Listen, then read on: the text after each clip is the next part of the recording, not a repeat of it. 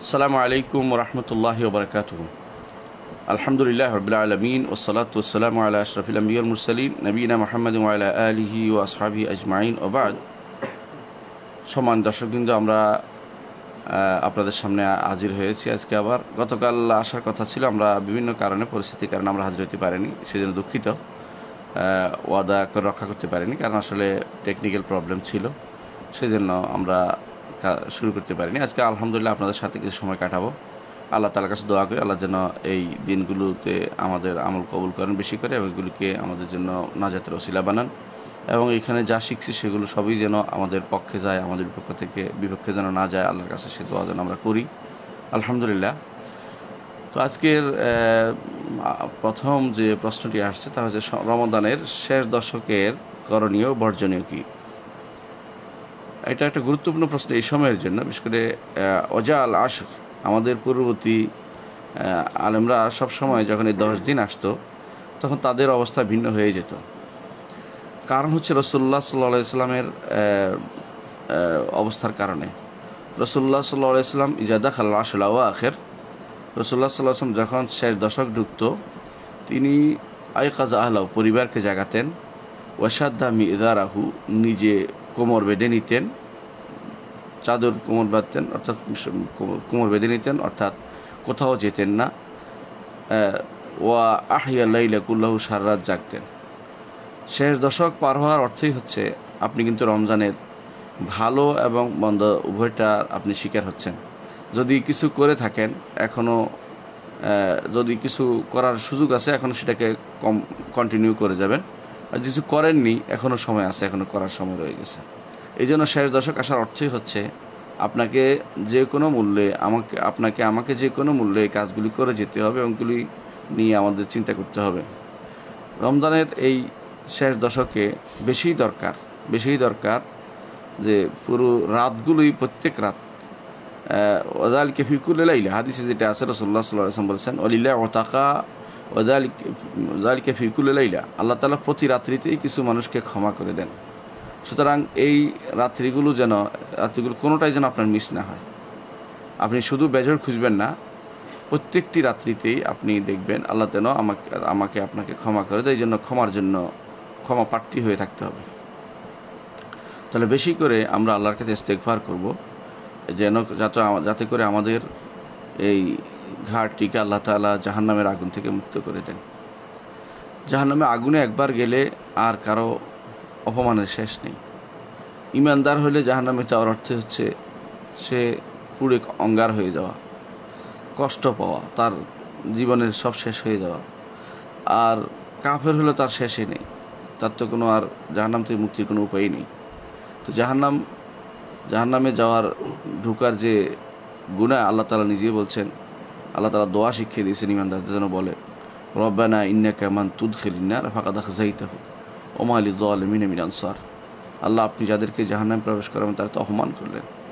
এই জন্য আল্লাহ যেন আমাদেরকে এই জাহান্নাম থেকে মুক্তি দেয়, কবর আযাব থেকে মুক্তি দেয়, এবং আমাদেরকে দুনিয়ার ফিতনাতুল মাহইয়া ওয়াল মামাত, জীবনের ফিতনা, এই সব কিছু থেকে আল্লাহ যেন আমাদের মুক্তি দেয়। আল্লাহর কাছে এই দোয়া বেশি বেশি করে করবেন এই সময়গুলোতে। দ্বিতীয় যে কাজটি করা দরকার, রাত্র জাগরণ দরকার। রাসূলুল্লাহ সাল্লাল্লাহু আলাইহি ওয়াসাল্লাম তিনি সারা রাত কখনো তিনি জাগতেন না, কিন্তু রমজান মাসের শেষ দশক আসলে তিনি সারা রাত জাগতেন। একমাত্র রমজান মাসের শেষ দশক ছাড়া তিনি সারা রাত জাগতেন না। তাহলে আপনার আমার এই সারা রাত জাগাটা এখন সুন্নতে পরিণত হবে। জেগে বসে থাকা নয়, জেগে ইবাদত করা। ইবাদত কি করবেন? কোরআন তেলাওয়াত করবেন যত বেশি পারেন, সালাত আদায় করবেন যত বেশি পারেন, সংখ্যা নির্ধারণ না করে যত বেশি পারেন তত সালাত আদায় করবেন। কেউ 1000 রাকাত মনে করে, সেটাও ঠিক নয়। কেউ 500 রাকাত মনে করে, সেটাও ঠিক নয়। যতক্ষণ পারেন আপনি কোরআন তেলাওয়াতের মাধ্যমে আপনি সালাতটা আদায় করেন, এবং বুঝতে চেষ্টা করেন কোরআন তেলাওয়াতের মাধ্যমে। ইবাদতের মাধ্যমে কাটাতে হবে, দার্সের মাধ্যমে কাটাতে পারেন, শিক্ষা নেয়ার মাধ্যমে সময়টা কাটতে পারে, কোনো সমস্যা নেই। কিন্তু পুরোটাই যেন কোরআনের সাথে সম্পৃক্ত হয়, পুরোটা যেন দ্বীনের সাথে সম্পৃক্ত হয়, এর মধ্যে সময় অন্য কোনো দিকে যেন সময় না যায়, বিষয়টি খেয়াল রাখতে হবে। রমজান মাসে রাসূলুল্লাহ সাল্লাল্লাহু আলাইহি সাল্লাম এই শেষ দশকে তিনি পরিবার থেকে দূরে থাকতেন, অর্থাৎ পরিবারের স্বাভাবিক যে হাসি আনন্দ কান্না এগুলো থেকে দূরে থেকে এই 10টি দিন আল্লাহর জন্য একান্ত হতেন, এই জন্য তিনি ইতিকাফ করতেন। এখন তো ইতিকাফ করার কোনো সুযোগ নেই, যেহেতু মসজিদগুলো অনেকখানি লকডাউন করা হয়েছে। যেখানে সুযোগ আছে সেখানে করা উচিত, যেখানে সুযোগ নাই সেখানে আপনার নিয়তের কারণে আল্লাহ তাআলা আপনাকে সওয়াব দেবেন। কিন্তু আমরা ঘরে ইতিকাফের কথা বলি না। ইতিকাফ হবে, ইতিকাফ মসজিদে হয়, কিন্তু ঘরে নয়।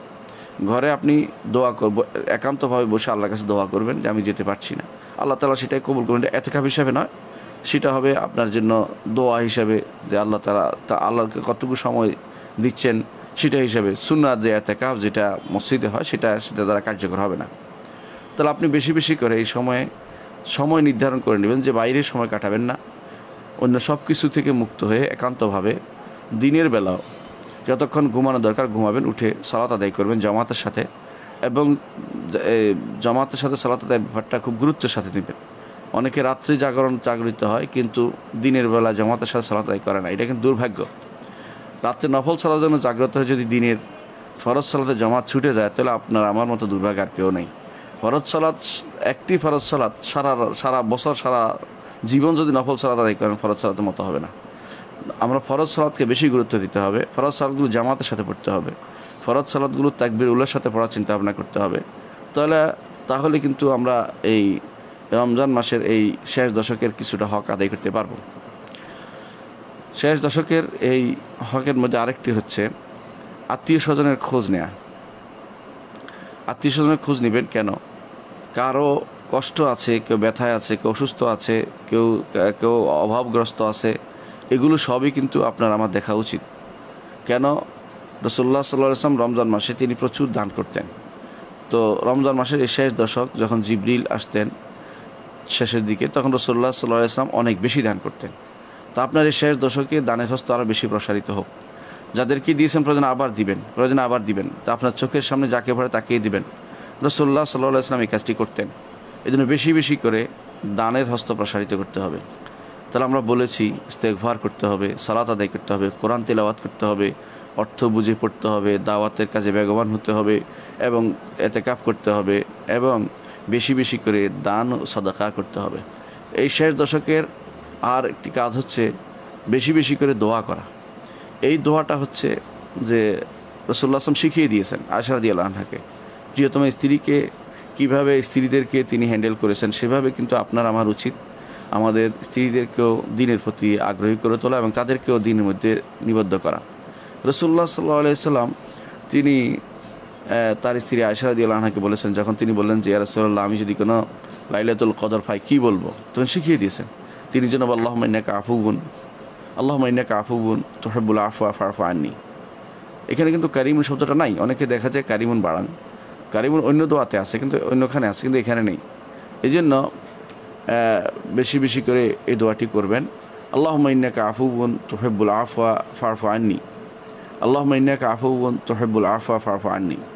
আমরাও বলি আল্লাহুম্মা ইন্নাকা আফুউন তুহিব্বুল আফওয়া ফা'ফু আন্না। তো আল্লাহ যেন আমাদের ক্ষমা করে দেন এই দিনগুলোতে।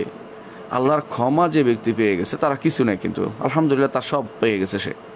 এই জন্য আল্লাহর কাছে যত বেশি আমরা বিনয়ী হতে পারবো এই দিনগুলোতে, ততই বেশি আমাদের উপকার ছাড়া আর কিছু কোনো কিছু নয়, শুধু উপকারই হবে আলহামদুলিল্লাহ। এই জন্য বেশি বেশি করে ক্ষমা চাইতে হবে। রাসূলুল্লাহ সাল্লাল্লাহু আলাইহি ওয়াসাল্লাম এই জন্য দোয়া করতেন, আল্লাহুম্মা ইন্নী আসআলুকাল আফওয়া ওয়াল আফিয়াতা ফিদ দুনিয়া ওয়াল আখিরাহ, আল্লাহুম্মা ইন্নী আসআলুকাল আফওয়া ওয়াল আফিয়াতা ফি দীনি ওয়া দুনিয়া ওয়া আহলি ওয়া মালি, اللهم استر عوراتي وامن رواتي، اللهم احفظني من بين يدي ومن خلفي وعن يميني وعن شمالي وعن فوقي واعوذ بعظمتك ان اغتال من تحتي। এইভাবে রমজানের এবং রমজানের বাইরেও এই দোয়াটা আছে, সকালবেলা আপনি জানেন। তো যখনই আপনার আফ এবং ক্ষমার জন্য দোয়া করবেন, এই ক্ষমার দোয়াগুলো বেশি বেশি করবেন। দেখে দেখে কোরআন এবং হাদিসে যে সমস্ত আয়াতে ক্ষমার কথা আসছে সেখানে সেই দোয়াটা করবেন। নিরাপত্তার দোয়া করবেন। তো দোয়া যেন বেশি হয়, দোয়ার সাথে এই রমজান ওতপ্রোতভাবে জড়িত। আপনি জানেন আল্লাহ তাআলা কোরআনে কারীমে যখন রমাদানের কথা বলেছেন সাথে সাথে বলেছেন ওয়াইজা সাআলাকা ইবাদি আন্নী ফাইন্নী করিব উজিবু দাওয়াতাদ দাঈ ইযা দাআন ফালিস্তাজিবু লি ওয়া লিউমিনু বি লাআল্লাহুম ইয়ারশুদুন। চিন্তা করে দেখছেন, প্রথম আয়াতে সাওম ফরজের কথা বলেছেন, দ্বিতীয় আয়াতে রমজান মাসের কথা বলেছেন। তৃতীয় আয়াতে এসেই আল্লাহ তাআলা দোয়ার কথা বলেছেন, যেন আল্লাহ তাআলা এটাই বুঝাতে চাচ্ছেন যে তোমাদের একটা সুবর্ণ সুযোগ চলে যাচ্ছে, এই মাসে যদি দোয়া করতে না পারো তাহলে তোমাদের আর করার সুযোগ হবে না। এই জন্য রাসূলুল্লাহ সাল্লাল্লাহু আলাইহি ওয়াসাল্লাম রমজানের আগেই বলতেন, মান হারুমাল খায়রা ফাকাদ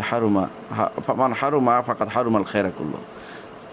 যে ব্যক্তি এই রমজান মাসের বরকত এবং রমজান মাস থেকে কোনো কিছু অকল্যাণ নিতে পারল না, বঞ্চিত হলো, সে তো সর্বরকমের কল্যাণ থেকে বঞ্চিত হলো। আল্লাহর কাছে দোয়া করি আল্লাহ যেন আমাদের বঞ্চিত না করে, আল্লাহ যেন আমাদেরকে রমজান মাসে পাওয়ার অধিক তৌফিক দেন, আমাদের দ্বারা দিনের খেদমত করার তৌফিক দেন, দিনের কাজগুলো আল্লাহ তাআলা আঞ্জাম দেওয়ার তৌফিক দেন, আমাদের কাজগুলো তিনি তার নিজের জন্য কবুল করে নেন। এবং এই রমজান মাসের শেষের দিকে আরেকটি কর্তব্য হচ্ছে যাকাতুল ফিতর বের করে দেয়া। এইটা শেষ দশকের মধ্যেই করতে হবে আপনাকে। আব্দুল্লাহ ইবনে ওমর রাদিয়াল্লাহু আনহু মাসের শেষের 2 দিন আগে, অর্থাৎ তিনি 28 তারিখ থেকেই যাকাতুল ফিতর বের করে দিতেন, কেন যাতে করে মানুষের অন্তরে আনন্দটা এসে যায়, গরিবরা পেয়ে যায়। এবং যাকাতুল ফিতর বের করে দেওয়া একটা বিরাট গুরুত্বপূর্ণ জিনিস। তাহলে রমজানের শেষ দশকের একটা গুরুত্বপূর্ণ কাজ হচ্ছে যাকাতুল ফিতর বের করে দেওয়া এবং সেটা খাদ্য দিয়ে দেওয়াটাই হচ্ছে রাসূলুল্লাহ সাল্লাল্লাহু আলাইহি ওয়াসাল্লামের সুন্নাত, সেটা সেভাবে দিবেন। যদি এর কোথাও পাওয়া না যায়, কেউ খাদ্য না নেওয়ার মতো অবস্থা তৈরি হয় কোনো দেশে, সেখানে আপনি দিতে পারেন টাকা দিয়ে। কিন্তু আলহামদুলিল্লাহ এখন মানুষের যে অবস্থা চলছে লকডাউনের বা বিভিন্ন অবস্থায়, খাদ্য দিয়েই তাদের জন্য বেশি উপকারী, কারণ বাজার থেকে কেনার মতো অবস্থা তাদের নেই, এমন অবস্থা হয়েছে অনেক টাকা থাকলেও। তো সুতরাং খাদ্য দিয়ে যাকাতুল ফিতর দেন। যাকাতুল ফিতর প্রত্যেকের উপর ফরজ, যারাই সামর্থ্যবান সেই দিন দেওয়ার মতো সামর্থ্য, সেখানে নেশাবের কোনো গুরুত্ব নেই, এটা হচ্ছে বিশুদ্ধতম মত। তাহলে আপনি রমজানের এই শেষ দশকের আরেকটি কাজ হচ্ছে যাকাতুল ফিতর প্রদান করা। আর যখন রমজানের শেষ দশক শেষ হবে, চাঁদ উঠে যাবে, তখন আপনার আমার দায়িত্ব হচ্ছে তাকবীর দেয়া, আল্লাহু আকবার আল্লাহু আকবার লা ইলাহা ইল্লাল্লাহ আল্লাহু আকবার আল্লাহু আকবার ওয়া লিল্লাহিল হামদ। চাঁদ উঠার সাথে তাকবীর চলবে এবং সেটা শেষ হবে ঈদের নামাজের মাধ্যমে। তাহলে আমরা এই রমজান মাসের এই কাজগুলো গুরুত্বের সাথে করি। আর যেগুলি বর্জন করবো তা হচ্ছে, সারা বছর আপনি বিভিন্ন চ্যানেলের দিকে তাকিয়েছিলেন, সেগুলো অবশ্যই বর্জন করবেন। এই 10 দিন আল্লাহর জন্য সময় দিন, এই 10 দিন একেবারেই চ্যানেল মুক্ত থাকুন, কিছুই হবে না। জানেন, অনেক কিছু আমরা দেখেছি যখন লকডাউন হয়, কারণ অনেক কিছুই আমাদের লাগে না। সুতরাং আপনার এই টিভির খবর দেখা লাগবে না, কিছুই হবে না। আপনি টিভির দেখা কিছু বাড়াবেও না, কমাবেও না।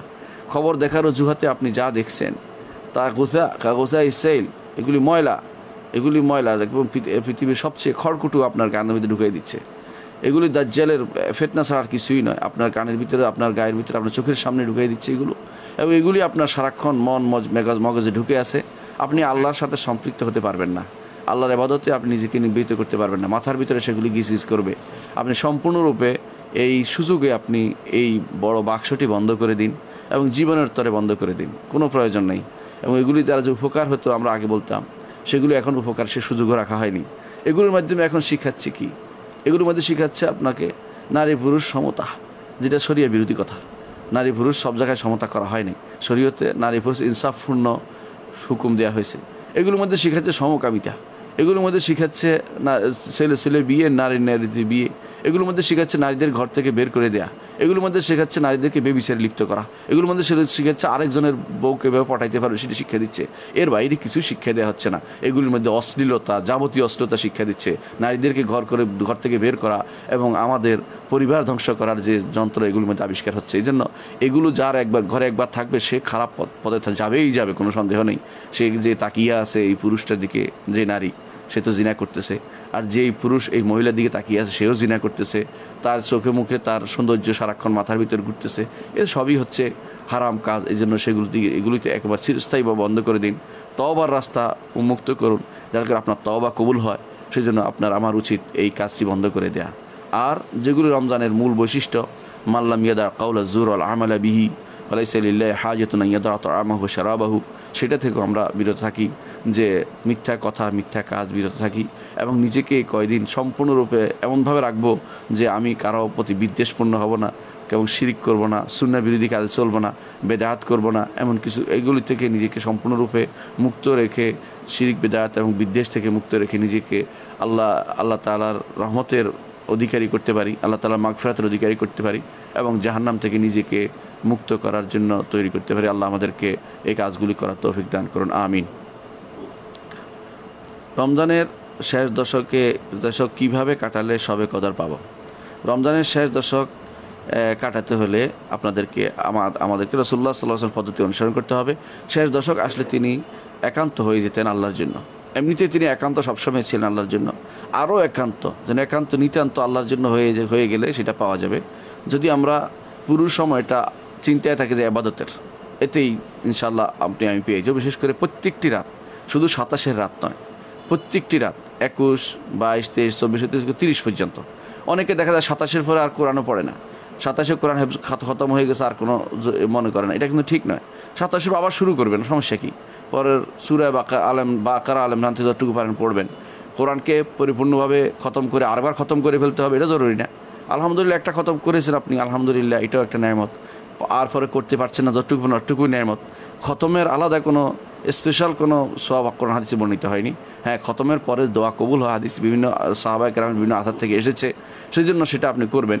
কিন্তু খতমের আলাদা কোনো সওয়াব, কোনো আলাদা কোনো বর্ণিত হয়নি। সুতরাং খতমই করতে হবে এটা উদ্দেশ্য না হোক, কোরআনের যেন উদ্দেশ্য যেন হয় এই কয়দিনে আপনি কোরআন নিয়ে দাঁড়াবেন, বেশি বেশি করে সালাত আদায় করবেন, এবং যত বেশি সালাত আদায় করবেন আপনি দেখবেন যে আপনি আল্লাহর কাছে তত বেশি নৈকট্যপূর্ণ হচ্ছেন। এক একটা সাজদা রাসূলুল্লাহ সাল্লাল্লাহু আলাইহি ওয়াসাল্লাম বলেছেন কিয়ামতের আগে একটি সাজদা হবে খায়রুম মিনাদ দুনিয়া ওয়া মা ফিহা, দুনিয়া এবং তার মধ্যে যা আছে তা থেকে উত্তম হবে। কেন? কারণ এই সময় মানুষ দুনিয়া নিয়ে ব্যস্ত হয়ে পড়বে। এই লকডাউনের সময়ে আমরা বুঝতে পারছি যে মানুষ অনেক কিছু না হলেও চলে, কিন্তু মানুষ দুনিয়ার এত বেশি ব্যস্ততায় দেখায় নিজের কারো খোঁজ খবর নেওয়ার সুযোগ থাকে না, নিজেরই খোঁজ নিতে পারে না মানুষ, যেন স্বাস্থ্যবিধি মেনে চলতে পারে না, পরিবারের খোঁজ নেয় না, সন্তানদের খোঁজ নেয় না, এবং আত্মীয় স্বজনের খোঁজ নেয় না, পিতা মাতার খোঁজ নিতে পারে না এই নিজের ব্যস্ততার দোহাই দিয়ে। অথচ এই ব্যস্ততা মৃত্যুর সাথে সাথে কিন্তু ব্যস্ততা সবগুলি কেটে যাবে। এই জন্য প্রত্যেকটি মানুষের উচিত এই দশকে বেশি বেশি করে ইবাদত করা, বেশি বেশি করে সিলায়ে রাহমি করা, বেশি বেশি করে আমরা আল্লাহ তাআলার জন্য দান করা, এবং বেশি বেশি করে ইস্তেগফার, ক্ষমা প্রার্থনা করা, বেশি বেশি করে আমরা সময়টায় কাজে লাগানো। যখনই ঘুম থেকে উঠবো, ঘুম তো তার দিতেই হবে দিনের বেলা, ঘুম থেকে ওঠার সাথে সাথে সালাতগুলো জামাতের সাথে পড়া আদায় করব, এবং যাকাত সবে কদর পাওয়ার জন্য আল্লাহর কাছে দোয়া করব কায়মানবাক্যে, এবং সেটা রাতের বেলা, যেহেতু সবে লাইলাতুল কদর হয়, এবং লাইলাতুল কদর বা শবে বরাত একই জিনিস, আমরা আগেও বলেছি। তো এইটা আমরা তাকদীরে যেটা লেখা হবে সেটা এই মাসেই এই 10 দিনের মধ্যে যে কোনো এক আপনার জন্য লেখা হবে। সেই জন্য আপনি এই 10টি দিন আপনি কষ্ট করে এমনভাবে দোয়া করুন যাতে করে আপনার তাকদীরে কী লেখা হয় সেটা অনুসারে আপনি ভালোর দিকে যেতে পারেন। আর যদি আমি দোয়া না করতে পারি, আল্লাহর কাছে কান্নাকাটি না করতে পারি, তো দুর্ভাগ্যবান আমরা। অর্থাৎ আমাদের তাকদীরে তখন আর খারাপ ভালো লেখা হয়েছে আমাদের জন্য সেটা হয়নি, কারণ আমি তো চেয়ে নিতে পারিনি। আমি চেয়ে নিব অর্থ আমি যা চেয়ে নিব তাই লেখা হচ্ছে, আমি চেয়ে নেই, এখন তাই দেখবো তাই লেখা হচ্ছে। আর যদি চেয়ে না নেই এর অর্থ হচ্ছে আমার জন্য কিছু লেখা হয়নি, দুর্ভাগ্য বিষয়। সেই জন্য আপনার উচিত হয় বেশি বেশি করে এই রাত্রিগুলোতে বেশি বেশি করে আল্লাহর কাছে চাওয়া প্রার্থনা করা। হাদিসে আছে রাসূলুল্লাহ সাল্লাল্লাহু আলাইহি ওয়াসাল্লাম বলেছেন যে শেষ রাত্রিতে আল্লাহ তাআলা প্রথম আসমানে নেমে আসেন, যেভাবে তার জন্য নামা উপযোগী সেভাবে তিনি নামেন। তিনি বলতে থাকেন, এমন কেউ কি আছে আমার কাছে কিছু চাইবে আমি তাকে দিব, এমন কেউ কি আছে যে ক্ষমা চাইবে আমি তাকে ক্ষমা করে দেব, এমন কেউ কি আছে আমার কাছে দোয়া করবে আমি তার ডাকে সাড়া দিব, আহ্বান করে আমি তাকে ডাকে সাড়া দেব। আল্লাহ তাআলা যখন এইগুলিতে তিনি প্রথম আসমানে নেমে আসেন, এই সময়গুলিতে আল্লাহ তাআলার আমরা যেন এই নাফাহাত এগুলিকে বলা হয়, আল্লাহ তাআলার দেওয়ার সময়গুলিতে যেন আমরা চুপ না থাকি, এগুলো যেন চেয়ে নেই। আর সালাতের আগের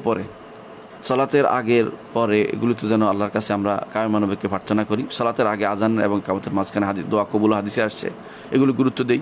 সালাতের পরে শেষ অংশে, সালাতের মধ্যেই আমরা বেশি বেশি করে আল্লাহর কাছে দোয়া করি, আর আয়াত পড়ে বুঝি আল্লাহ তাআলা কী বলতে চেয়েছেন, কোরআনের অর্থ বোঝার চেষ্টা করি। প্রয়োজনে শেষ দশকে কোরআনে কারীমের একটা ব্যাখ্যা পড়ে ফেলুন, একটা তাফসির পড়ে ফেলুন। বাংলা ভাষায় এখন অনেক তাফসির হয়েছে, আপনি পড়তে পারেন, কষ্ট করে একবার পড়ে ফেলুন। দোষ ধরার নিয়তেই পড়েন না, অসুবিধা, তবু একবার পড়েন। অনেকেই তো দোষ ধরার নিয়তে পড়ে, আর কোনো কাজ নেই তার। তো এই জন্য একটু পড়েন না, পড়ার পরেও আপনি বুঝতে পারবেন যে আসলে কিছু আল্লাহ তাআলা যা দিয়েছেন, যা বলেছেন তার বাণীতে, সেটার চেয়ে উত্তম বাণী আর কিছু হতে পারে না। খায়রুল কালামে কালামুল্লাহ, খায়রুল হাদিসে কালামুল্লাহ, উত্তম বাণী হচ্ছে আল্লাহর কথা, এবং আল্লাহর কথার চেয়ে সুন্দর কথা আর কিছু হতে পারে না। এবং আপনি যতই পড়বেন ততই ঈমান আপনার বর্ধিত হবে। সুতরাং এই শেষ দশকে আমরা কোরআন নিয়ে দাঁড়াবো, কোরআন নিয়ে থাকবো, কোরআনের একটি কাজ হবে, কোরআন নিয়েই আমাদের গবেষণা চলবে, এবং এর মাধ্যমে আমরা আল্লাহর কাছে তার বাণী পড়া অর্থ হচ্ছে তার সাথে কথা বলা, তিনি আপনার সাথে কথা বলছেন। তার বাণী পড়া, কোরআন পড়া অর্থ হচ্ছে তিনি আপনার সাথে কথা বলছেন। আর সালাত পড়া অর্থ হচ্ছে আপনি তার সাথে কথা বলছেন। আমাদের সালফে সালিহিনরা বলতেন, ইমাম মালিক রহমতুল্লাহ আলাইহি তিনি রমজান মাসে আসলে তিনি অন্য সব কিছু ছেড়ে কোরআনের দার্সে নিয়োজিত থাকতেন। সালফে সালিহিন কোরআন নিয়েই যেন তাদের জীবনটা কাটতো রমজান মাসে। তাই কোরআনকে এই শেষ দশকে বেশি বেশি করে আমাদের পড়ার চিন্তা ভাবনা করা দরকার। পরবর্তী প্রশ্ন হচ্ছে, এক মহিলার মাসিক শেষ হওয়ার পরে 5 দিন পরে আবার শুরু হয়েছে, এখানে কি নামাজ রোজা করতে পারবেন কি? আসলে বর্তমানে একটা সমস্যা হচ্ছে যে মাসিক শুরু এবং শেষের ব্যাপারে অনেকেই বিভ্রান্ত অবস্থায় আছেন। বিষয়টা আমাদের জানা দরকার যে প্রথমত এই কথাটাই বলব, বেশিরভাগ সময় এই রোগে ওই লোকগুলি আক্রান্ত যারা আগে নিজেরা কিছু অনাকাঙ্ক্ষিত কাজ করেছেন। আল্লাহর বিধানকে লঙ্ঘন করার জন্য কেউ কেউ বিভিন্ন রকমের পদ্ধতি আবিষ্কার করে সন্তান ধারণ বন্ধ করার জন্য যখনই এগুলি করেছেন, অনেকেই আমাকে ফোন করে তা জানিয়েছেন তারা এই অন্যায়গুলি করেছেন। পরবর্তীতে সেটা তার জন্য বিরাট বিপদের কারণ হয়ে দাঁড়িয়েছে এবং সেটার কারণে এখন এই অনাকাঙ্ক্ষিত অবস্থা তৈরি হয়ে যায় যা কেউ চায় না। সাধারণত মাসিক একবার হলে সেটা তার সুস্থতা, তার জরায়ুর সুস্থতায় প্রমাণ করে যে সুস্থ হওয়ার জন্য কারণে সেটা যাবে এবং সেটা আল্লাহর পক্ষ থেকে নিয়ম বেঁধে দিয়েছে, বানাত বনি আদমের মেয়েদের উপরে লিখে দিয়েছে। এটাকে খারাপভাবে দেখার কোনো উপায় নেই। পাশ্চাত্য বা বিভিন্ন দেশে আজ দেখা যাচ্ছে এটাকে বন্ধ করার জন্য বিভিন্ন পদ্ধতি আবিষ্কার করছে। অনেকেই তো কেটেই ফেলে, অনেকে এটাকে স্থায়ীভাবে বন্ধ করে দিচ্ছে। এর মাধ্যমে সে আর কোনোদিন সন্তানের মা হতে পারবে না, বৃদ্ধ বয়সে কান্নাকাটি ছাড়া কোনো উপায় তার থাকবে না এবং সে তখন বুঝতে পারবে সে কত বড় অপরাধ নিজের উপর করেছে এবং কত বড় অপরাধ করে জাতির উপর, নিজের বংশের উপর, নিজের গোষ্ঠীর উপর কত বড় অপরাধ করেছে। এবং একটি সন্তানের মা হওয়া যে কত নেয়ামতের জিনিস সেটা সে হারিয়েছে শুধুমাত্র নিজের সাময়িকভাবে নিজেকে একটু মুক্ত সাজার জন্য সে যেটা করেছে এবং নিজে অনেকটা যেটা বলা হয় যে আধুনিকা সাজার জন্য যেটা করেছে। দ্বিতীয় যে জিনিসটা সেটা হচ্ছে মাসালা জানতে হবে আগে, যে মাসিকের মাসালাগুলো অনেকেই মনে করে থাকে একবার বন্ধ হয়ে গেলে মাসিক বোধহয় শেষ হয়ে গেছে। আসলে 15 দিন পর্যন্ত মাসিক লম্বা হতে পারে, এটা হলো বিশুদ্ধতম মত। সুতরাং আপনার মাসিক শেষ কতদিন হয়েছে এটা হলো বড় কথা। যদি 15 দিন পরিপূর্ণ করে শেষ হয়ে থাকে আপনাকে এরপরে আর বাড়াতে পারবেন না, এরপরে আপনি সালাত আদায় করবেন। এরপরে আপনি যখন দেখেন যে না আবার মাসিকই হচ্ছে, রক্তটা ওই রকমই, তখন আপনাকে আবার মাসিক এগিয়ে আসছে মনে করতে হবে। যে কখনো কখনো যাদের শেষ হয়ে যাবে মাসিক হওয়া, তারা অনেক সময় এরকম বিকল্প সমস্যা চলে আসে, তাদের বারবার তাড়াতাড়ি এসে সেটা বন্ধ হয়ে যায় চিরস্থায়ীভাবে। এই জন্য অনেক সময় পরবর্তী চলে আসে, সেটা মাসিক হতে পারে, কিন্তু বেশিরভাগ সময় তা হয় না, এত 5 দিন পরে আসে না। আপনি হয়তো 10 দিন গুনেছেন, 5 দিন পরে আবার কদিন পরে 5 দিন গুনেছেন, পরে আবার দেখা গেছে, এর অর্থ হচ্ছে আপনি আসলে তখনও সুস্থ হয়ে ওঠেননি পরিপূর্ণভাবে। আপনাকে আবার যখন আপনি দেখতে পারেন যে এটা মাসিকের রক্ত, তখন আপনাকে আবার সালাত ত্যাগ করতে হবে। মাসিকের রক্ত আসলে আর সালাত পড়া যাবে না, আপনি সওম পালন করতে পারবেন না, কোরআন তেলাওয়াত করতে পারবেন না, আর বাইতুল্লাহর তোয়াফ করতে পারবেন না, স্বামী সহবাস থাকতে পারবেন না। তাহলে এই কাজগুলো আপনি মাসিক হলে যেগুলো করতে পারবেন না সেগুলো এখন আর করতে পারবেন না, যদি সেটা মাসিকের রক্তই হয়। 3 নম্বর হচ্ছে অনেকে মনে করেন রক্ত দেখলেই মাসিক মনে করে থাকেন, তা কিন্তু ঠিক নয়। মাসিকের রক্ত কালো হয়ে থাকে আর অন্যগুলো লাল হয়ে থাকে। সুতরাং রোগ আক্রান্ত হওয়ার কারণে হতে পারে, আপনি সেটা নিজে দেখে নেবেন। তাহলে আমরা কি বললাম প্রথমে, যে আপনি যদি কোনো দিনের ব্যাপারে হেরফের করে থাকেন তাহলে দিন আপনার শেষ হয়নি বলেই বাকিটা মাসিক হিসাবে মেনে নেবেন। আর যদি দিন কমপ্লিট 15 দিন গণে থাকেন তারপর দেখা যায়, তাহলে 2 অবস্থা হতে পারে। একটা হচ্ছে মাসিক এগিয়ে আসছে, সেটা দেখে নেবেন মাসিকের রক্ত কিনা। সেটা না হলে আপনি রক্ত দিয়ে পরীক্ষা করবেন, যে রক্ত যদি কোনো মাসিকের না হয়, অর্থাৎ সেরকম গাঢ় কালো না হয়, লাল রক্ত হয়, তখন আপনি বুঝবেন যে এটা রোগ। আপনি সেখানে পট্টি বেঁধে বা ডায়াপার্স বেঁধে নামাজ প্রতি ওয়াক্তের জন্য একবার অজু করে সালাত আদায় করতে পারবেন, কোরআন তেলাওয়াত করতে পারবেন এবং সেটার জন্য এবং আপনি স্বামীর সাথেও থাকতে পারবেন। শরীরে কোনো নিষেধাজ্ঞা জারি করা হয়নি, কারণ এটা তো আপনার রোগ, আর রোগের কারণে এই জিনিসগুলো নিষেধ হয় না। এবং সেটা প্রতি সালাতে একবার করে আপনাকে অজু করতে হবে প্রতি সালাতে, অর্থাৎ আপনি একবার প্রতি সালাতের ওয়াক্ত হইলেই অজু করবেন। এই ওয়াক্তে আপনি সালাতগুলি পড়ে নিতে পারেন, পরের ওয়াক্তে আবার আপনাকে অজু করতে হবে। এটা হচ্ছে এখানকার মাসালা। আশা করি বিষয়টি আপনি বুঝতে পারছেন। প্রশ্ন করেছেন, ইউএসএতে বর্তমানে আমেরিকান সিটিজেনদের কোভিড-19 এর জন্য যে সাহায্য প্যান্ডামিক ভাতা দেওয়া হচ্ছে ফেডারেল গভর্নমেন্টের পক্ষ থেকে, যা corona virus aid relief and economic security act নামে পরিচিত, এবং স্টেট গভর্নমেন্ট দিচ্ছে বেকার ভাতা, এমপ্লয়মেন্ট বেনিফিটস। তাছাড়া আরও দিচ্ছে food stamp, fairly payment loan, no interest involve, some other type of loan for a limited time 1 or 2 years, after that they will charged interest rate. Question, আচ্ছা বুঝতে পারছি, question হচ্ছে ইন দিস সিচুয়েশান আমরা কি এগুলো নিতে পারবো নন Islamic গভর্নমেন্টের পক্ষ থেকে? 2 নম্বর, তাছাড়া এই বছরে কি এই ডলারের উপর জাকাত দিতে হবে? 2টা প্রশ্ন আপনি একসাথে করেছেন, অসুবিধা নেই। আপনি একটি কথা মনে রাখবেন, যে কোনো প্রজাতন্ত্র ইসলামিক হোক অন ইসলামিক হোক, যদি তার প্রজাদেরকে, আপনি যেহেতু সে দেশে এখন প্রজা হিসাবে নিজেকে রাখছেন, আপনাকে যে কোনো হেল্প করবে সেটা নেওয়া আপনার জন্য বৈধ, যতক্ষণ পর্যন্ত হারামের সাথে সম্পৃক্ত না হবে। তো যেটা তারা দিচ্ছে লোন না, যেটা তারা একেবারে দিয়ে দিচ্ছে, এটা নিতেই পারবেন, এতে কোনো সমস্যা নেই। যেটা তারা দিচ্ছে একেবারে, সেটা কোনো সন্দেহ নেই, এটা নিতে পারবেন। আর যে জিনিসটা তারা আপনাকে 1 বছর বা 2 বছরের জন্য আপনাকে দিচ্ছে, এরপরে এর মধ্যে চার্জ দিবে, আপনার জন্য সেটা যদি নিতেই হয় নিবেন, তবে আপনি সুদের আগে সেটা পরিশোধ করে দিবেন, যাতে করে আপনাকে সেটা দিতে না হয়। আর যদি সেটা সুদ ছাড়া আপনাকে দেওয়ার কোনো মাধ্যম তারা রাখেনি, তাহলে আপনি সেটা নেবেন না, কারণ এটা হারাম। আপনি এটা নিতে পারেন না যতক্ষণ পর্যন্ত না আপনি বাধ্য না হন। বাধ্য অর্থ হচ্ছে আপনি খাবার দাবার নাই, মরে যাবেন, এরকম অবস্থা তৈরি না হলে আপনি সেটাতে হাত দিবেন না, সেটা নেবেন না, সেটা দিবেন না। আর যদি এরকম হয় বাঁচার সুযোগ আছে, ইচ্ছা করলে আপনি সেটা দিয়ে দিতে পারবেন 2 বছর বা 1 বছর আগে, যখন থেকে সুদের চার্জ হবে এর আগেই আপনি দিয়ে দিতে পারবেন, পরিশোধ করতে পারবেন, এরকম অবস্থা থাকে, তাহলে আপনি সেটা নিতে পারবেন। কারণ এটাও সুযোগ, যে কোনো প্রজাতন্ত্রের দেয়া সুযোগ রাজ্যের লোকেরা গ্রহণ করবে, এটা একেবারেই বৈধ জিনিস, এতে কোনো অবৈধ কোনো কিছু নেই, যতক্ষণ পর্যন্ত আপনি অবৈধ কাজে জড়িত হয়ে না পড়ছেন। যদি প্রজাতন্ত্র মানুষকে মদ দেয় নেওয়া যাবে না, কারণ এটা হারাম, আপনি বুঝতে পারছেন। হ্যাঁ, প্রজাতন্ত্র মানুষকে বেহুদা নারীবাজি করার সুযোগ সেটাও নেওয়া যাবে না। তো যেটা আপনি হালাল জিনিস প্রজাতন্ত্র আপনাকে দিচ্ছে, কারণ টাকা পয়সা না যায় এদের কিছু না, সেটা আপনি নিতে পারবেন। তবে যখনই হারামের সুযোগ এদের সাথে জড়িত হয়ে যাবে, সেটাকে আলাদা করে ফেলবেন, তার সাথে আপনি জড়িত থাকবেন না। তাহলে আপনি ইসলামিক গভর্নমেন্টের কথাটা উঠাবেন না, বরং যে কোনো প্রজাতন্ত্রের ব্যাপারে একই বিধান, এটা আপনি মনে রাখবেন। কারণ আমাদের দেশে যারা অমুসলিম তাদেরকে আমরা দিয়ে থাকি, সুতরাং তারাও সেভাবে দিয়ে থাকে। এটা একটা প্রজাতন্ত্রের নিয়মই হচ্ছে, রাজ্যের নিয়ম হচ্ছে রাষ্ট্রপ্রধান তার লোকদেরকে লালন পালন করবে, সেখানে সে কোনো দ্বিমুখী নীতি আচরণ করবে না।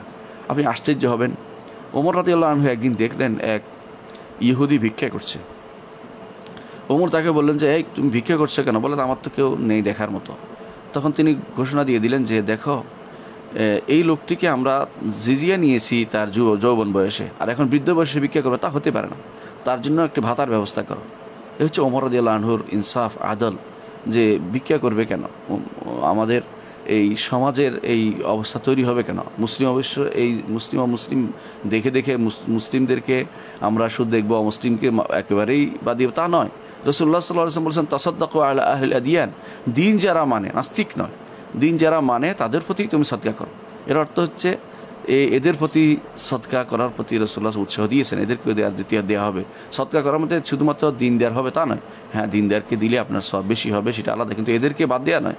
এদেরকে আপনি অন্য খাত থেকে দেন, জাকাত থেকে দিতে পারেন নাই, জাকাতুল ফিতর থেকে দিতে পারেন নাই, সাধারণ দান থেকে দেন, তাদেরকে হেবা থেকে দেন, তাদেরকে বিভিন্ন রকমের জিনিস থেকে দেন যেগুলো জায়েজ, সেটা থেকে দেন, আলহামদুলিল্লাহ, সদকা দেন, এটা তো তাদেরকে দিতেই পারেন। এবং রাজকোষের উচিত, রাজ্য সরকারের উচিত বা রাষ্ট্রেরও উচিত তাদের ব্যাপারে গুরুত্ব দেওয়া, প্রত্যেকের, সেটা তাদের কোনো এইভাবে পার্থক্য না করা দিনইভাবে যে কাকে দিবে, বরং তার প্রজা হিসাবে প্রত্যেকের লালন পালন করা সরকারের এটা উচিত, সরকার সেটা উচিত। সেই হিসাবে তা আপনি নিতে পারবেন, কোনো সমস্যা নেই। আর এই ডলার উপর জাকাত দিতে হবে কিনা, গুরুত্বপূর্ণ প্রশ্ন। যেহেতু এটা আপনার কোনো আয় থেকে আসে নাই, অর্থাৎ আপনার এটা আয় হচ্ছে না, এবং এটা 1 বছর নাই, আগে যেটা আছে সেটার সাথে সম্পৃক্ত জিনিস নয়, এটা অন্য খাত থেকে আসছে, সেহেতু এটা ওইটার সাথে যুক্ত হবে না। এইটা যদি থেকে যায় 1 বছর, আগামী বছর সেটা জাকাত দিতে হবে। আর যেটা খরচ হয়ে যায় সেটা জাকাত দিতে হবে না। তাহলে আপনার এই যে ডলারের টাকাটা আসতেছে, এইটা যদি এরকম হয় কারো বেকার ভাতা যেটা, এটা কিন্তু ভিন্ন করা দরকার। বেকার ভাতা সে আগেও পেতে এখনও পাচ্ছে, তাহলে সে জাকাত দিতে হবে, এটা একসাথে করে জাকাত দিতে হবে এটার। আর যদি কোভিড-19 কারণে, এটা তো আগে ছিল না, এটা হঠাৎ করে আসছে, এটার কারণে একটা সুযোগ দিচ্ছে সরকার, এইটাকে আগের কোনো অর্থের সাথে যুক্ত করা হবে না, এটা খরচ হিসেবে নেওয়া হবে এবং এটাকে খরচ করতে হবে। এটা জাকাত আসবে যদি এটা আগামী বছর পর্যন্ত আপনার মূল টাকার সাথে জড়িত হয়, 1 বছর পর নয়, তখন জাকাত দিতে হবে। কারণ এটা অন্য খাত থেকে আসছে, এটা কোনো স্বাভাবিক খাত থেকে আসে নাই, যেটা আগেরটার কোনো অংশ নয়, এটা নতুন একটা খাত থেকে এখানে আসছে। সুতরাং এইটাকে আগের ডলারের সাথে যুক্ত করার প্রয়োজন নেই। এটা হচ্ছে বিশুদ্ধতম মত, আমরা এই মতটাকে প্রাধান্য দিয়ে থাকি। প্রশ্ন করেছেন, মানব রচিত আইন বাস্তবায়নের জন্য কাজ করা যাবে কি? না গেলে সরকারি চাকরি তো করা যাবে না? ব্যাপারটি বুঝিয়ে বলুন আশা করি। গুরুত্বপূর্ণ প্রশ্নটি আপনি করেছেন। মানব রচিত আইন 2 ভাগে বিভক্ত। একটি হচ্ছে মানব রচিত আইন যেগুলো শরীয়ত অনুমোদিত, শরীয়ত এগুলিকে নিষেধ করে না। মানব রচিত আইনের মধ্যে আছে, আমি আপনাকে উদাহরণ দিয়ে বুঝিয়ে দিই। যেমন ট্রাফিক আইন আল্লাহ রসুল কেউ বলে দেন নাই। এখন আপনি যদি বলেন যে আমি মানব না, আমি উল্টো দিকে চলবো, ডান দিকে হাঁটবো, আপনি কিন্তু চলতেই পারবেন না দুনিয়াতে। হ্যাঁ, সুতরাং মানব রচিত আইনের এই নাম দিয়ে আপনি এই বলে যে আমি মানব না, এটা হতে পারে না। বরং এটা আপনি মানতে হবে, কারণ শরিয়া বিরোধী নয়। যতক্ষণ পর্যন্ত শরিয়া বিরোধী না হবে, সে যে কোনো সরকারের যে কোনো আইনকে আপনি মানতে বাধ্য। এটা আমরা আগেও বলেছি, এখনও বলছি। দেখুন, সরকার সিদ্ধান্ত নিয়েছে যে তারা অফিস চালাবে 9টা থেকে 2টা, আপনি বলে যেন আমি 4টা থেকে 5টা করবো, 10টা করবো রাতে।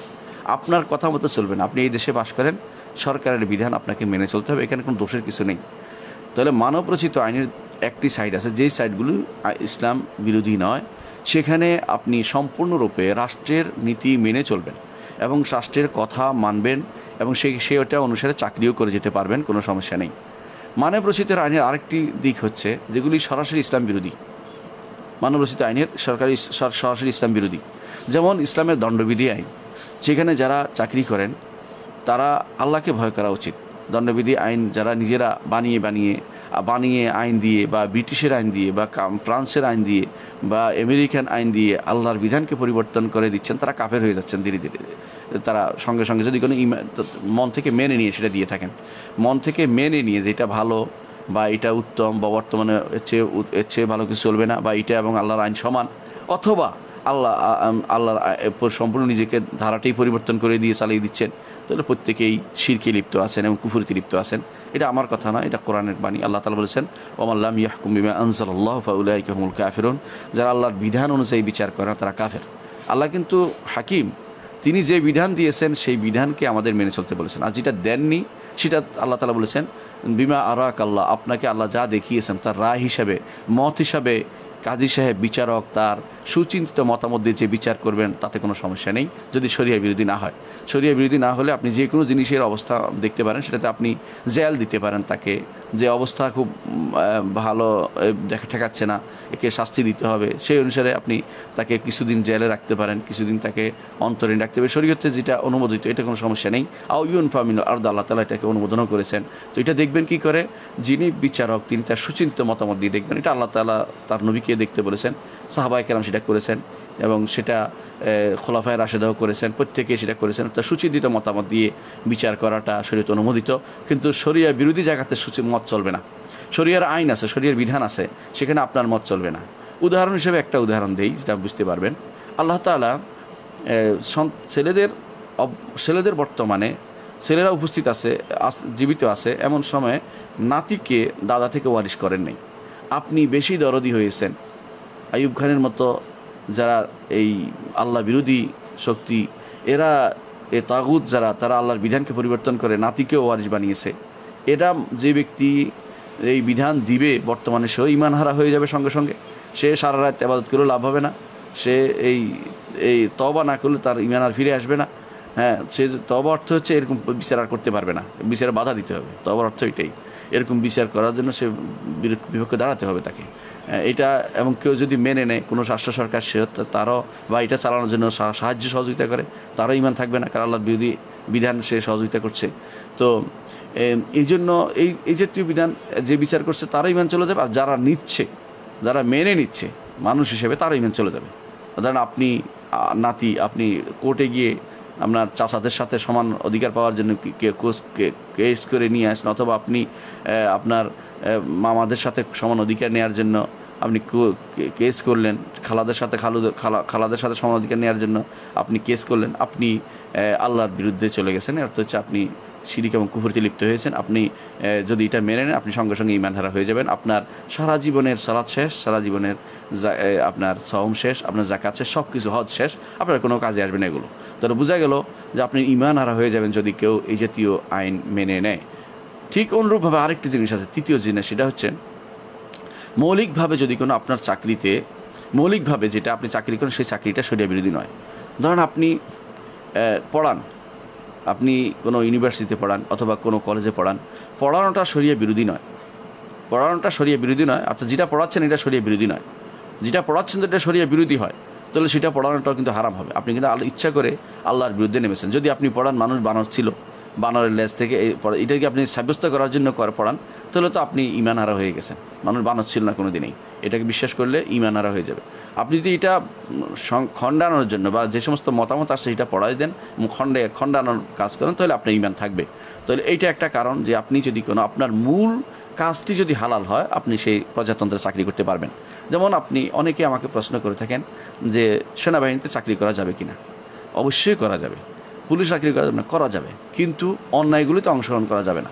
যখনই হারাম কাজের দিকে আপনাকে অপবৃত্ত করবে, আপনি সেখান থেকে বিরত থাকবেন। বাদ দিলে বাদ হয়ে যাবেন, কোনো সমস্যা নেই। যদি সেটার জন্য আপনাকে ছাড় দিতে হয়, ছাড় দিবেন শরীয়ত, কিন্তু অর্থাৎ শরীয়ত সেই কাজটা ছাড় দিবেন, শরীয়ত ছাড় দিবেন না। আপনি সেটা ছেড়ে দিবেন, শরীয়ত ছেড়ে দিবেন না, অর্থাৎ কাজ ছেড়ে দিবেন। আল্লাহর বিধানের সাথে কন্ট্রাডিক্টরি হলে সেটাকে অবশ্যই আপনাকে বাদ দিতে হবে। আপনি যদি এটা পরিত্যাগ করে চলতে পারেন, চলবেন, কারণ আপনার দ্বারা যে উপকার হবে, সব মানুষ যদি কোনো আপনি যে সেখানে যদি কোনো সব নাস্তিকরাই ঢুকে, সেখানে সে আল্লাহ বিরোধী লোকেরাই ঢুকে, তাহলে সেটা পরিবর্তন করবে কে? আপনার আমার দায়িত্ব হচ্ছে সেই জায়গায় পরিবর্তন করতে হবে। আপনার মতো একজন ভালো মানুষ যদি কোনো সেখানে থেকে ঢুকে সর্বোচ্চ পদ পর্যন্ত যেতে পারে, তার কারণেই হয়তো দেখা গেল সেনাবাহিনী বা বিভিন্ন বাহিনীতে আল্লাহর বিধান পালনকারী লোকদের অবস্থা বেড়ে যাবে, হারাম কাজগুলির থেকে মানুষ দূরে সরে যেতে পারবে। বিশেষ করে যেখানে যে সমস্ত যেগুলি সামার স্কুল বা এই জাতীয় স্কুলের নামে তারা যে সমস্ত জিনিস চালু করেছে, প্রশিক্ষণ বা যেগুলি হারাম কাজ চালু করে, সেগুলি থেকে হয়তো তারা লক্ষ লক্ষ এই বাহিনীর লোকদেরকে তারা এর থেকে দূরে রাখতে পারবে। সুতরাং আপনি চেষ্টা করবেন সর্বোচ্চ পর্যায়ে গিয়ে সেটাকে নিয়ন্ত্রণ করতে। তাহলে এর মাধ্যমে আপনি কিন্তু ভবিষ্যৎ প্রজন্মকে একটি গুনাহ থেকে মুক্ত করতে পারছেন। আর যে আপনার ব্যক্তিত্ব দুর্বল হয়, আপনি এতটুকু উঠতে পারবেন না মনে করেন, এবং আপনি হারামে জড়িত হওয়ার সম্ভাবনা বেশি থাকে, আপনি সেখানে চাকরি করতে পারবেন না, তাহলে পড়ানো জায়েজ, কিন্তু এখানে এর সাথে কী যুক্ত হয়ে গেছে, কাজ করা জায়েজ, কিন্তু কী যুক্ত হয়ে গেছে। যদি আপনি মনে করেন যে এটার মূল জিনিসটা জায়েজ হলো, এর সাথে আনুষঙ্গিক জিনিসটা এত বেশি যে আমি এর থেকে বাঁচতে পারবো না, বা আমি দেখতে পাচ্ছি এখন আর বাঁচতে পারছি না, তখন আপনি সেটাকে ছেড়ে দিতে হবে, সে কাজ করতে পারবেন না। আশা করি বিষয়টি আপনি বুঝতে পারছেন। আর যদি এমন হয় যে আপনি যে কাজটা জড়িত হচ্ছেন এটাই হারাম মূলত, যেমন সরকারি ব্যাংকগুলোতে চাকরি করা, যেগুলোতে সুদের যে সমস্ত, এগুলো প্রতিষ্ঠিত হয়েছে হারামের উপরে, সুতরাং আপনাকে সেখানে কোনোভাবেই চাকরি করা জায়েজ হবে না। যেমন সাধারণ বিমা বা এই জাতীয় বিমার যে চাকরিগুলো, সেগুলো হারাম, এগুলো আপনি কোনোভাবেই চাকরি করা জায়েজ হবে না। তো এই জাতীয় ছাড়া আর অন্য কোনো যে সমস্ত চাকরি আপনার মূলটা জায়েজ, চাকরি করাটা জায়েজ, কিন্তু এর সাথে হারাম এলিমেন্টস যুক্ত হয়েছে, সেখানে আপনি হারাম এলিমেন্টস থেকে বাঁচার চেষ্টা করবেন। আর আপনি সেখানে থাকলে হয়তো হারাম এলিমেন্টসটা বন্ধ করতে পারবেন, তাহলে আপনি সেখানে ঢুকবেন। আর যে এমন ব্যক্তিত্ব হন যে আপনার দ্বারা সেটা করা সম্ভব হবে না, বরং আপনি হারামের সাহায্য করতে হবে, তাহলে আপনাকে সরকারি চাকরি থেকে দূরে থাকতে হবে, সরকারি চাকরি করবেন না, কারণ তখন আপনি বুঝবেন যে নিজেই অন্যায় ঢুকে যাচ্ছেন। কারণ আল্লাহ তাআলা বলেছেন, ওয়ালা তাকুলিল খায়রিনা খাসিমা, যারা খেয়ানতকারী তাদের পক্ষ নিয়ে যেন কেউ কাজ না করে, এবং সাহায্যকারী করা। আল্লাহ তাআলা বলেছেন, ও তাআওয়ানু আলাল বিররি ওয়াত তাকওয়া ওয়ালা তাআওয়ানু আলাল ইসমি ওয়াল উদওয়ান, ভালো কাজে পরস্পর সহযোগিতা করো, খারাপ কাজে সহযোগিতা থেকে বিরত থাকো, অর্থাৎ খারাপ কাজে সহযোগিতা করা যাবে না, কিন্তু খারাপের সহযোগিতা থেকে আমরা বিরত থাকবো। অনেকে বলে থাকেন যে রাষ্ট্রযন্ত্র তাগুত, রাষ্ট্রযন্ত্রে সাহায্য কিছু করলেই তো তাদের সাহায্য করা হবে না। আপনি রাষ্ট্রকে সাহায্য করছেন, আপনি দেশের মানুষকে সাহায্য করছেন, কারণ দেশের মানুষ তো মরে যেতে পারে না, তারা তো চলে যাবে না কোথাও থেকে। আপনি কখনো সেই সাহায্যের দিকে যাচ্ছেন না, আপনি যাচ্ছেন কি এই দেশের মানুষ বা যে দেশের আপনি বসবাস, সেই দেশের মানুষকে যদি আপনার কর্মকাণ্ড দিয়ে, আপনার মেধা দিয়ে ইমানের দিকে ফিরে আনতে পারেন, তাহলে আপনাকে সেটি জায়গাতে যত রকমের সুযোগ নেওয়া দরকার সেটা নেবেন। আপনি যদি কোনো 10টি কথা দিয়ে যদি হতে পারেন, আপনি দিনের দিকে মানুষকে ফিরিয়ে আনতে পারেন সেটা করবেন। অনেকেই এই জিনিসটা বুঝে না যে কাকে সাহায্য করছে। আমি রাষ্ট্রযন্ত্র সাহায্য করার নিয়তে যদি হয় শুধুমাত্র, তাহলে সেটা জায়েজ হবে না। যদি কোনো, আপনি জানেন যে বেশিরভাগ রাষ্ট্রপ্রধানই আজ ফেতনায় নিবেদিত এবং বেশিরভাগই না দিন বুঝে না শুধুমাত্র দুনিয়াদার, তারা শুধুমাত্র নিজেদের আখের গোছানোর চিন্তায় আছে। সুতরাং তাদের জন্য আপনার কোনো মায়া থাকার কোনো প্রয়োজন নেই। আপনি চিন্তা করবেন আপনার দাওয়াতের চিন্তা সবসময় যেন থাকে, এবং আপনি দাওয়াত কীভাবে দেন সে চিন্তা করে আপনি সে চাকরি করতে পারবেন, কোনো সমস্যা নেই। এবং সেটা আপনার যেন নিয়ত থাকে যে আমি যা করব তা যেন এদের এই দিনের দিকে তাদেরকে আহ্বান করা, বা মানুষকে দিনের প্রতি আহ্বান করা, মানুষকে দিনের উপর রাখা এবং তাদেরকে দিনের প্রতি দিন থাকা সাহায্য করা, এর নিয়তে আমি শুধুমাত্র কাজ করব। আলহামদুলিল্লাহ সরকার থেকে যা পাবো সেটা তো আমার প্রাপ্য। আসলে অনেকে মনে করেন সরকার থেকে টাকা নেওয়া নাজায়েজ, না নাজায়েজ নয়, এটা প্রাপ্য। কারণ সরকার আমার থেকেই নিচ্ছে, আমার আপনার থেকে ট্যাক্স নিচ্ছে আমাদেরকে দেওয়ার জন্যই। সুতরাং এটাকে আপনি সরকার অমুক থেকে নিচ্ছে, অমুক থেকে নিচ্ছে, সরকার বিভিন্ন হারাম থেকে নিচ্ছে, এটা আপনি দেখবেন না। কেন দেখবেন না জানেন? রাসূলুল্লাহ সাল্লাল্লাহু আলাইহি ওয়াসাল্লামের একটি আদর্শ আমাদেরকে মনে রাখতে হবে, তাবদিল ইয়াদ তাবদিল হুকুম হয়, হাত বদলের কারণে হুকুম পরিবর্তন হয়। হ্যাঁ, রাসূলুল্লাহ সাল্লাল্লাহু আলাইহি ওয়াসাল্লাম বারিরার ঘরে গেলেন, বারিরা গোস্ত রান্না করছে। রসুল বললেন যে বারিরার গোস্ত, বারিরা বললেন যে ইয়া রাসূল এটি তো সদাকার গোস্ত। অর্থাৎ রসুল খেতে চাইলেন, বারিরা বললেন রসুল সদাকার গোস্ত, আমাকে সদকা করছে, আপনি তো সদকা খান না, আমি কী করবো? রাসূলুল্লাহ সাল্লাল্লাহু আলাইহি ওয়াসাল্লাম বললেন যে তোমার জন্য সদকা হলেও আমার জন্য সেটা দান, তুমি দিলে আমি খেতে পারবো, তুমি আমাকে সদকা হিসেবে দিচ্ছ না, তুমি দিচ্ছ আমাকে অনুদান হিসেবে। সুতরাং আপনি বুঝবেন সরকার কোত্থেকে নিচে বড় কথা, আপনার কাজটা যদি হালাল হয়, সরকার আপনাকে বেতন দিচ্ছে, সেই বেতন আপনি ভালো কাজের জন্য নিচ্ছেন, আপনার এটা হালাল হবে। সরকার যদি হারাম বাজবে নিয়ে থাকে, সরকার দায়িত্ব সরকার বহন করবে এবং আখিরাতে তার জন্য জবাবদিহি করতে হবে। এবং সেটার জন্য আপনি চেষ্টা করেন বুঝাতে, আমার দায়িত্ব আছে তাদেরকে বুঝাতে, তারাও মানুষ, তাদেরকেও বুঝাইলে তারা ফিরে আসবে। তারাও বিভিন্নভাবে প্রভাবিত হয়, বিভিন্ন দেশের বিভিন্ন আইনের কারণে, বিভিন্ন জিনিস তারা ইন্টারন্যাশনাল ট্রিটির কারণে অনেক সময় তারা অনেক কিছু করতে বাধ্য হয়, সেগুলো আপনি জানেন না। যারা সরকার থাকে তারা বুঝে কতটুকু চাপ তাদের অনুভব করতে হয়। সেজন্য আমার উচিত তাদেরকে হেদায়েতের জন্য আহ্বান জানানো এবং তাদেরকে এইভাবে বোঝানো যে জিনিসটা হারাম, আখিরাতের ভয় দেখানো, আল্লাহ তাআলার মহব্বতের দিকে এগিয়ে আসার কথা বলবেন, কোরআনের বিধানের কথা তাদেরকে জানানো উচিত, হাদিসের বিধানের কথা জানানো উচিত, রাসূলুল্লাহ সাল্লাল্লাহু আলাইহি ওয়াসাল্লামকে ভালোবেসে তার বিধানকে বাস্তবায়ন করার জন্য তাদেরকে আহ্বান জানানো উচিত। এবং আপনি এই জায়গায় থাকলে, অর্থাৎ সরকারিতে চাকরি থাকলে যতটুকু আপনি হেল্প করতে পারবেন অন্য কোথাও একটু করতে পারবেন না। আমার এক বন্ধু দেখেছি, তিনি ব্রাউনবাড়িয়াতে তিনি পোস্টিং হয়েছে, তিনি আমাকে গতকাল যে প্রশ্নগুলি করেছেন তা থেকে বুঝেছি তিনি একাই লড়তে পারতেছেন মাদকের বিরুদ্ধে, সন্ত্রাসের বিরুদ্ধে তিনি যেভাবে কাজ করে যাচ্ছেন। তো এই জায়গাতে একজন ভালো মানুষ যদি উনি না যেতেন, খারাপ মানুষ যাইতো, সে মাদক সেবী যদি কোনো সেরকম সেখানে উপস্থিত হতো, আপনি কি মনে করেন যে উপকার করতে পারতেন? তাহলে রাষ্ট্র থেকে তো আমরা যেতে পারবো না, আমরা কোথায় যাব?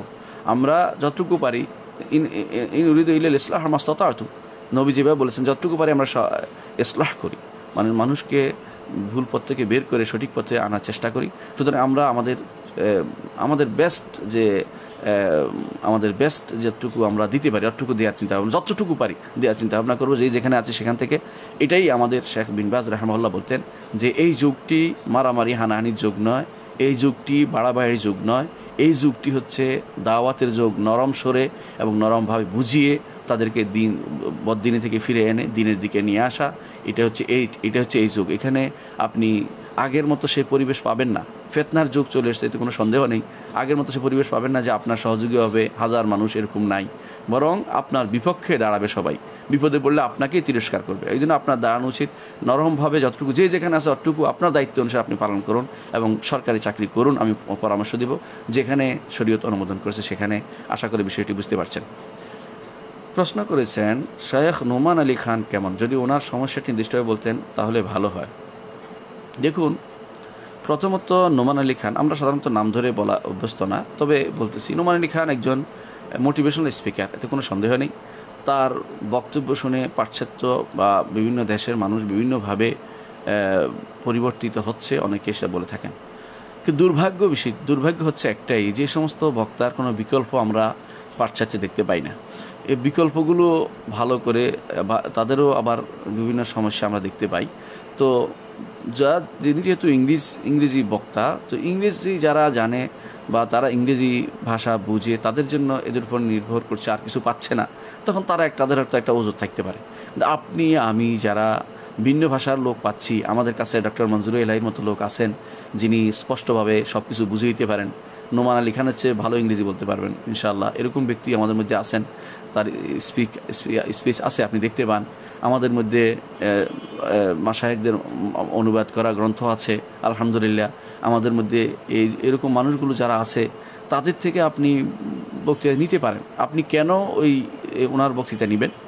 অনেকেই এরকম প্রশ্ন আমাকে করে থাকেন। আরেকদিন আমাকে এরকম প্রশ্ন করেছিলেন আমাকে নিয়ে, আহমদ মুসা জিবরিল নিয়ে।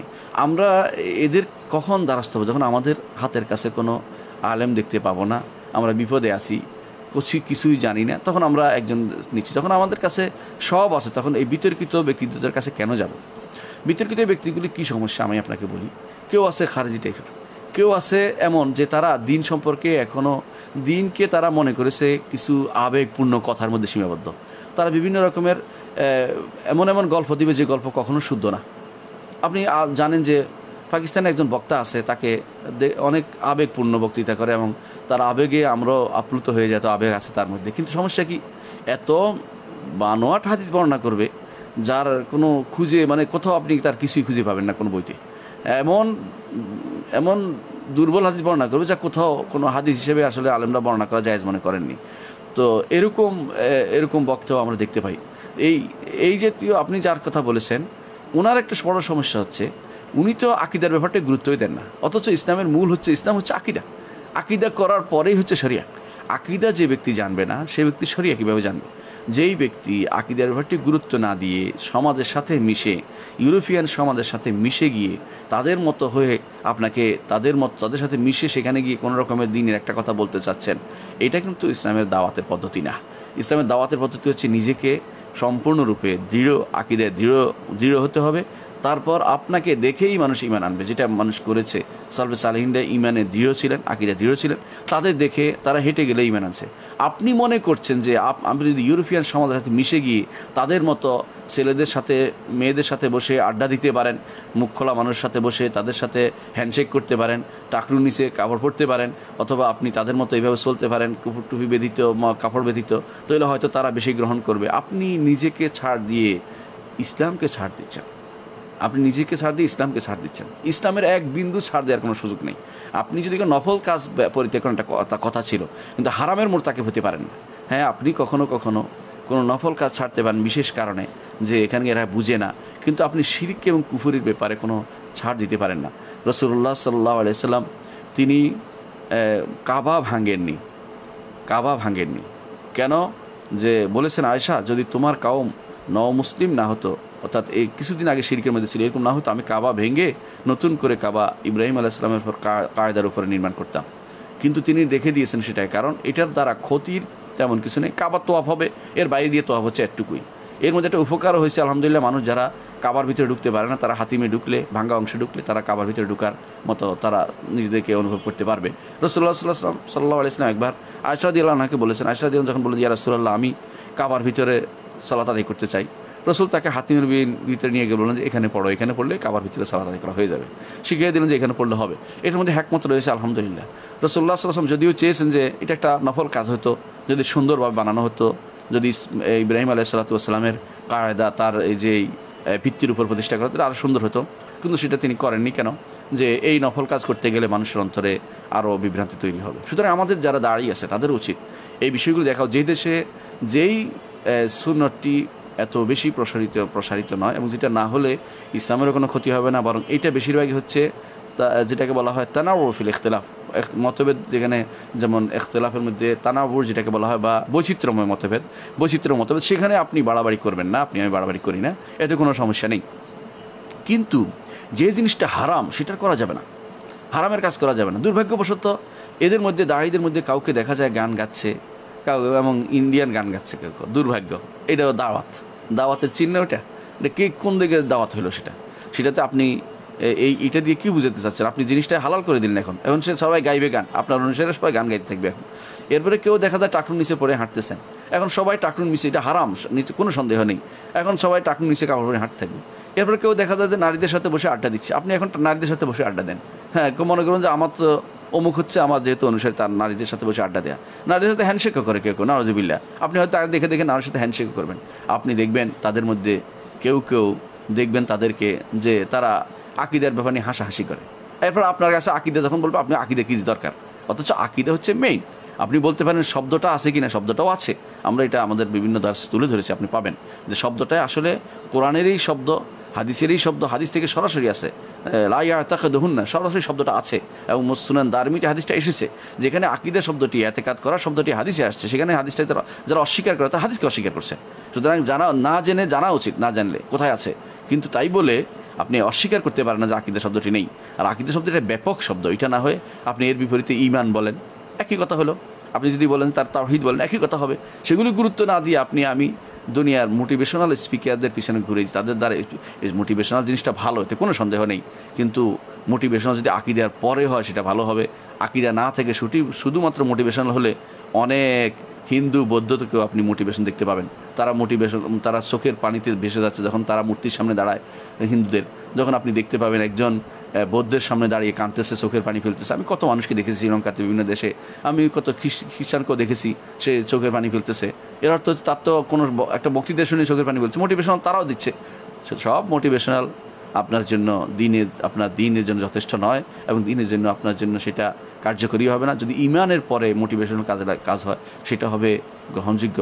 আমি বলেছিলাম যে পাকিস্তানের একজন ভালো বক্তা, কিন্তু তার মোটিভেশন আছে, কিন্তু এই মেহনতের আছে, অনেক কষ্ট করছেন, কিন্তু এই দুর্বল হাদিস আর বানোয়াট বর্ণনা দিয়ে যে তিনি যেভাবে বর্ণনা করেন সেগুলো কিন্তু মোটিভেশনাল চলে, কিন্তু এগুলোর একটা খারাপ দিক রয়েছে।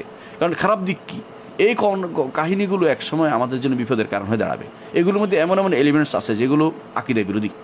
আকিদা বিরোধী এই এলিমেন্টসগুলো আমাদের জন্য বিরাট বিপদ হয়। পরবর্তীতে কেউ জিজ্ঞাসা করে অমুকে এটা বলেছে, আপনি কি বলেন? এখন আমি না ওনার বিরুদ্ধে বলতে পারছি, না ওটাকে খণ্ডাতে পারছি, এখন আমাকে বলতেই হচ্ছে যে এটা সেটা কুফুরি বা শিরকি সরাসরি কথা বলতে হচ্ছে। তখন বলে যে আপনি মানুষকে কাফের বানাচ্ছেন। আরে আমি তো কাউকে কাফের বানাইনি। একজন মানুষ নিজে ভুল করে কুফুরিতে লিপ্ত হচ্ছে, তাকে তো সাবধান করা দরকার। আমি তাকে সাবধান করি না, তাকে এই জন্য কিছু বলিনি, আমি তো বলছি এই কাজটা কুফুরি হচ্ছে। সুতরাং আপনার আমার উচিত কোনো মানুষ কার থেকে এলেম নেব, কার সাথে চলবো, কার বিষয়ে জ্ঞান অর্জন করে, এটা জানতে হবে। দুনিয়ার মানুষ কিন্তু এত বোকা নয়। দুনিয়ার মানুষ কিন্তু দুনিয়ার ব্যাপারে সবই বুঝে। দুনিয়ার ব্যাপারে বুঝে কার থেকে সত্য জিনিসটা নেওয়া যাবে, মিথ্যা জিনিস কেউ নিতে চায় না। কেউ যদি বলে যে আমি মাছ কিনবো বাজারে, সে এমন লোকের থেকে কিনে না যে পচা মাছ বেচে, তা ভালো মানুষের কাছে যায় যে আমার এই ভালো মাছ দিবে, তার কাছে যায়, বিশ্বস্ত মানুষটার কাছে যায়। আপনি বিশ্বস্ত মানুষ খোঁজেন, পেয়ে যাবেন। আপনি সে হাসি হেসে কথা বললেই আপনি তার থেকে নিতে পারবেন না। সে আপনাকে সুন্দর কথা সারাক্ষণ পা জুয়ে সালাম করে, অথবা নাউজুবিল্লাহ, এটা তো না জায়েজই না, তারপরেও অথবা আপনাকে দেখলেই তিনি এগিয়ে আসে, দৌড়াতে থাকে, এটা দেখলেই আপনি খুশি হয়ে যাবেন না। এই জাতীয় একরামুল মুসলিমিনের কোনো মূল্য নাই। কারণ এটা আসলে আপনার ক্ষতি করার জন্য, যেহেতু আপনি সেই জানে না, জাহেল সবসময় কিন্তু ক্ষতিই বেশি করে। এই জন্য আলেমের পথে থাকবেন, আলেমদের অনুসরণ করবেন, যারা দিন জানে। আমাদের ডক্টর মঞ্জুর ইলাহি আছে, ডক্টর সাইফুল্লাহ আছে, ওনাদের মতো লোকদের যারা দিন সম্পর্কে বাংলা ভাষাভাষী, তাদের থেকে আপনি নিতে পারেন। যদি আপনি আরবি ভাষাভাষী নেন, আমাদের মাশায়েখদের মধ্যে শেখ সুলাইমান সেলিমুল্লাহ রাহাইলি আছেন, শেখ সালেহ আল ফাউজান আছেন, তাদের থেকে নেন। আর যদি কোনো বলেন আমি এই দেশীয় যারা উর্দু ভাষাভাষী আলেমদের থেকে নিতে পারেন। আলহামদুলিল্লাহ আবু জায়েদ জামিরের কথা নিতে পারেন, অনুরূপভাবে শেখ জুবাইর আলী জাহির কথা নিতে পারেন। আলহামদুলিল্লাহ এদের খেদামত আছে, এরা দিন বুঝে এবং সেটাকে আলোচনা করেছে। হ্যাঁ, আপনি সব মশালা একমত হইতে হবে জরুরি না। আপনি যখন দেখবেন যে এই মশালাতে ছাড় আছে, অর্থাৎ নফল মশালা, সেটা ছাড় দিবেন। আর যেখানে দেখবেন যে এটা সহি আকিদার, এটা নিতেই হবে, সেখানে কোনো রকমের ছাড় দেওয়া যাবে না। নফল ছাড়া আপনি ফরজিয়াতে কোনো ছাড় দেওয়া যাবে না, এবং হারামের জায়গাতে কোনো ছাড় দেওয়া যাবে না, শিরক এবং কুফরি জায়গাতে কোনো ছাড় দেওয়া যাবে না, তাওহীদ জায়গাতে কোনো ছাড় দেওয়া যাবে না। এই ব্যাপারগুলোতে গুরুত্বের সাথে আমাদেরকে নিতে হবে। এখানে সাময়িকভাবে আমরা এই নীতি অবলম্বন করা, যেটা পাশ্চাত্যের এই দাঁড়িটা করে থাকেন, তা থেকে দূরে থাকবো। সাময়িক নীতি কি, যে এখন তাদের সাথে এইভাবে চলি, হয়তো তারা এবার ফিরে আসবেন না, তারা বরং আপনাকে নিয়ে যাবে ওই জায়গায়। মনে রাখবেন, পাশ্চাত্যে যারা দাঁড়ি, তাদের বেশিরভাগই সমস্যা এটা। তারা মনে করে এইভাবে চললে বোঝ হয় এরা ইসলাম গ্রহণ করবে, আমার দিকে ফিরে আসবে। বেশিরভাগ সময় তার উল্টোটাই হয়। আপনি ধীরে ধীরে আপনার অনেক মাবদা থেকে দূরে সরে যাবেন, এটাই আমরা দেখি। অনেক নীতি থেকে আপনি দূরে সরে থাকবেন, এটা আমরা দেখতে পাই। এবং দেখতে পাই একজন বিখ্যাত আমেরিকান বক্তা, যিনি একসময় ভালো দাওয়াত দিতেন, ধীরে ধীরে তিনি সুবহানাল্লাহ আলেম দ্বীনদের বিরোধিতা করতে আরম্ভ করেছেন। বিখ্যাত একজন কাদি নামে শেষে আছে, তিনি শেষ দেখলাম, আমি নাম দিতে চাচ্ছি না, সেজন্য বলছি, প্রথম তিনি যে দাওয়াতের কাজগুলো করতেন অনেকের কাছে পছন্দনীয় ছিল। ধীরে ধীরে তিনি এমন মতামত ব্যক্ত করতে আরম্ভ করলেন, কারণ যেই পরিবেশে থাকে মানুষ সেই পরিবেশ দ্বারা প্রভাবিত হয়ে পড়ে। এই জন্য আপনি সেই পরিবেশে গিয়ে তারা যে জিনিসটা দিচ্ছেন সেই পরিবেশে হয়তো তার জন্য কোনো ওজোরের কারণে হয়তো বলছে। আপনার কি ওজোর? আপনি মুসলিম দেশে থাকেন, মুসলিমদের থেকে নেওয়ার সুযোগ আছে আপনার, আপনি কী হিসাবে সেখানে এগুলি তাদের থেকে নিচ্ছেন? যারাই এরকম দিগ্ভ্রান্ত বা যাদের মধ্যে সমস্যা আছে তাদের থেকে দূরে থাকার কথা বলবো। অনেকেই রাগারাগি করবেন যে আমি কাউকে ঘৃণা করছি, কাউকে অহংকার করছি, কারোর সাথে হিংসা করছি বা বিদ্বেষ করছি। বিশ্বাস করেন, আল্লাহকে সাক্ষী রেখে বলছি, আমি ওনার বিরুদ্ধে যাচ্ছি না। উনি যদি আজও যদি কোনো ফিরে আসে দিনের দিকে, কাল থেকে আমি ওনার পক্ষে বলবো। কিন্তু উনি যে সমস্ত কাজগুলি করেন ওনারা, সেগুলি আসলেই গ্রহণযোগ্য না। সেগুলো ছাড় দিয়ে ইসলাম কখনো প্রতিষ্ঠা হয়নি। ইসলামের মৌলিক জায়গায় কোনো ছাড় দেওয়া যায় না। আপনি নফল কাজ না করতে পারেন, কোনো নফল আমল না করতে পারেন, সেটাতে আমি বাধ্য করবো না। তিনি যদি কোনো বলে যে আমি তারাবির নামাজ 5 রাকাত আমি 4 রাকাত পড়বো, আমি তাও বাধা দিব না, কারণ যা পড়ে না পড়লে তো গুনাহ হবে না।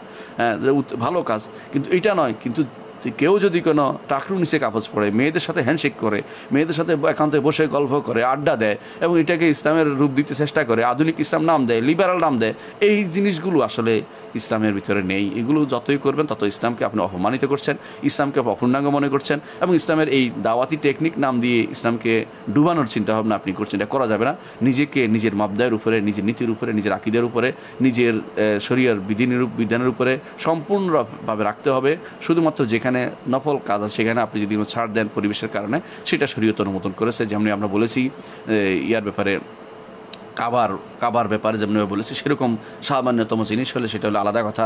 কিন্তু যেখানে আমি জানতে পারি যে এটাই করতে হবে, সেখানে বিপরীতটা করার কোনো সুযোগ নাই। আশা করি বিষয়টি বুঝে আসছে।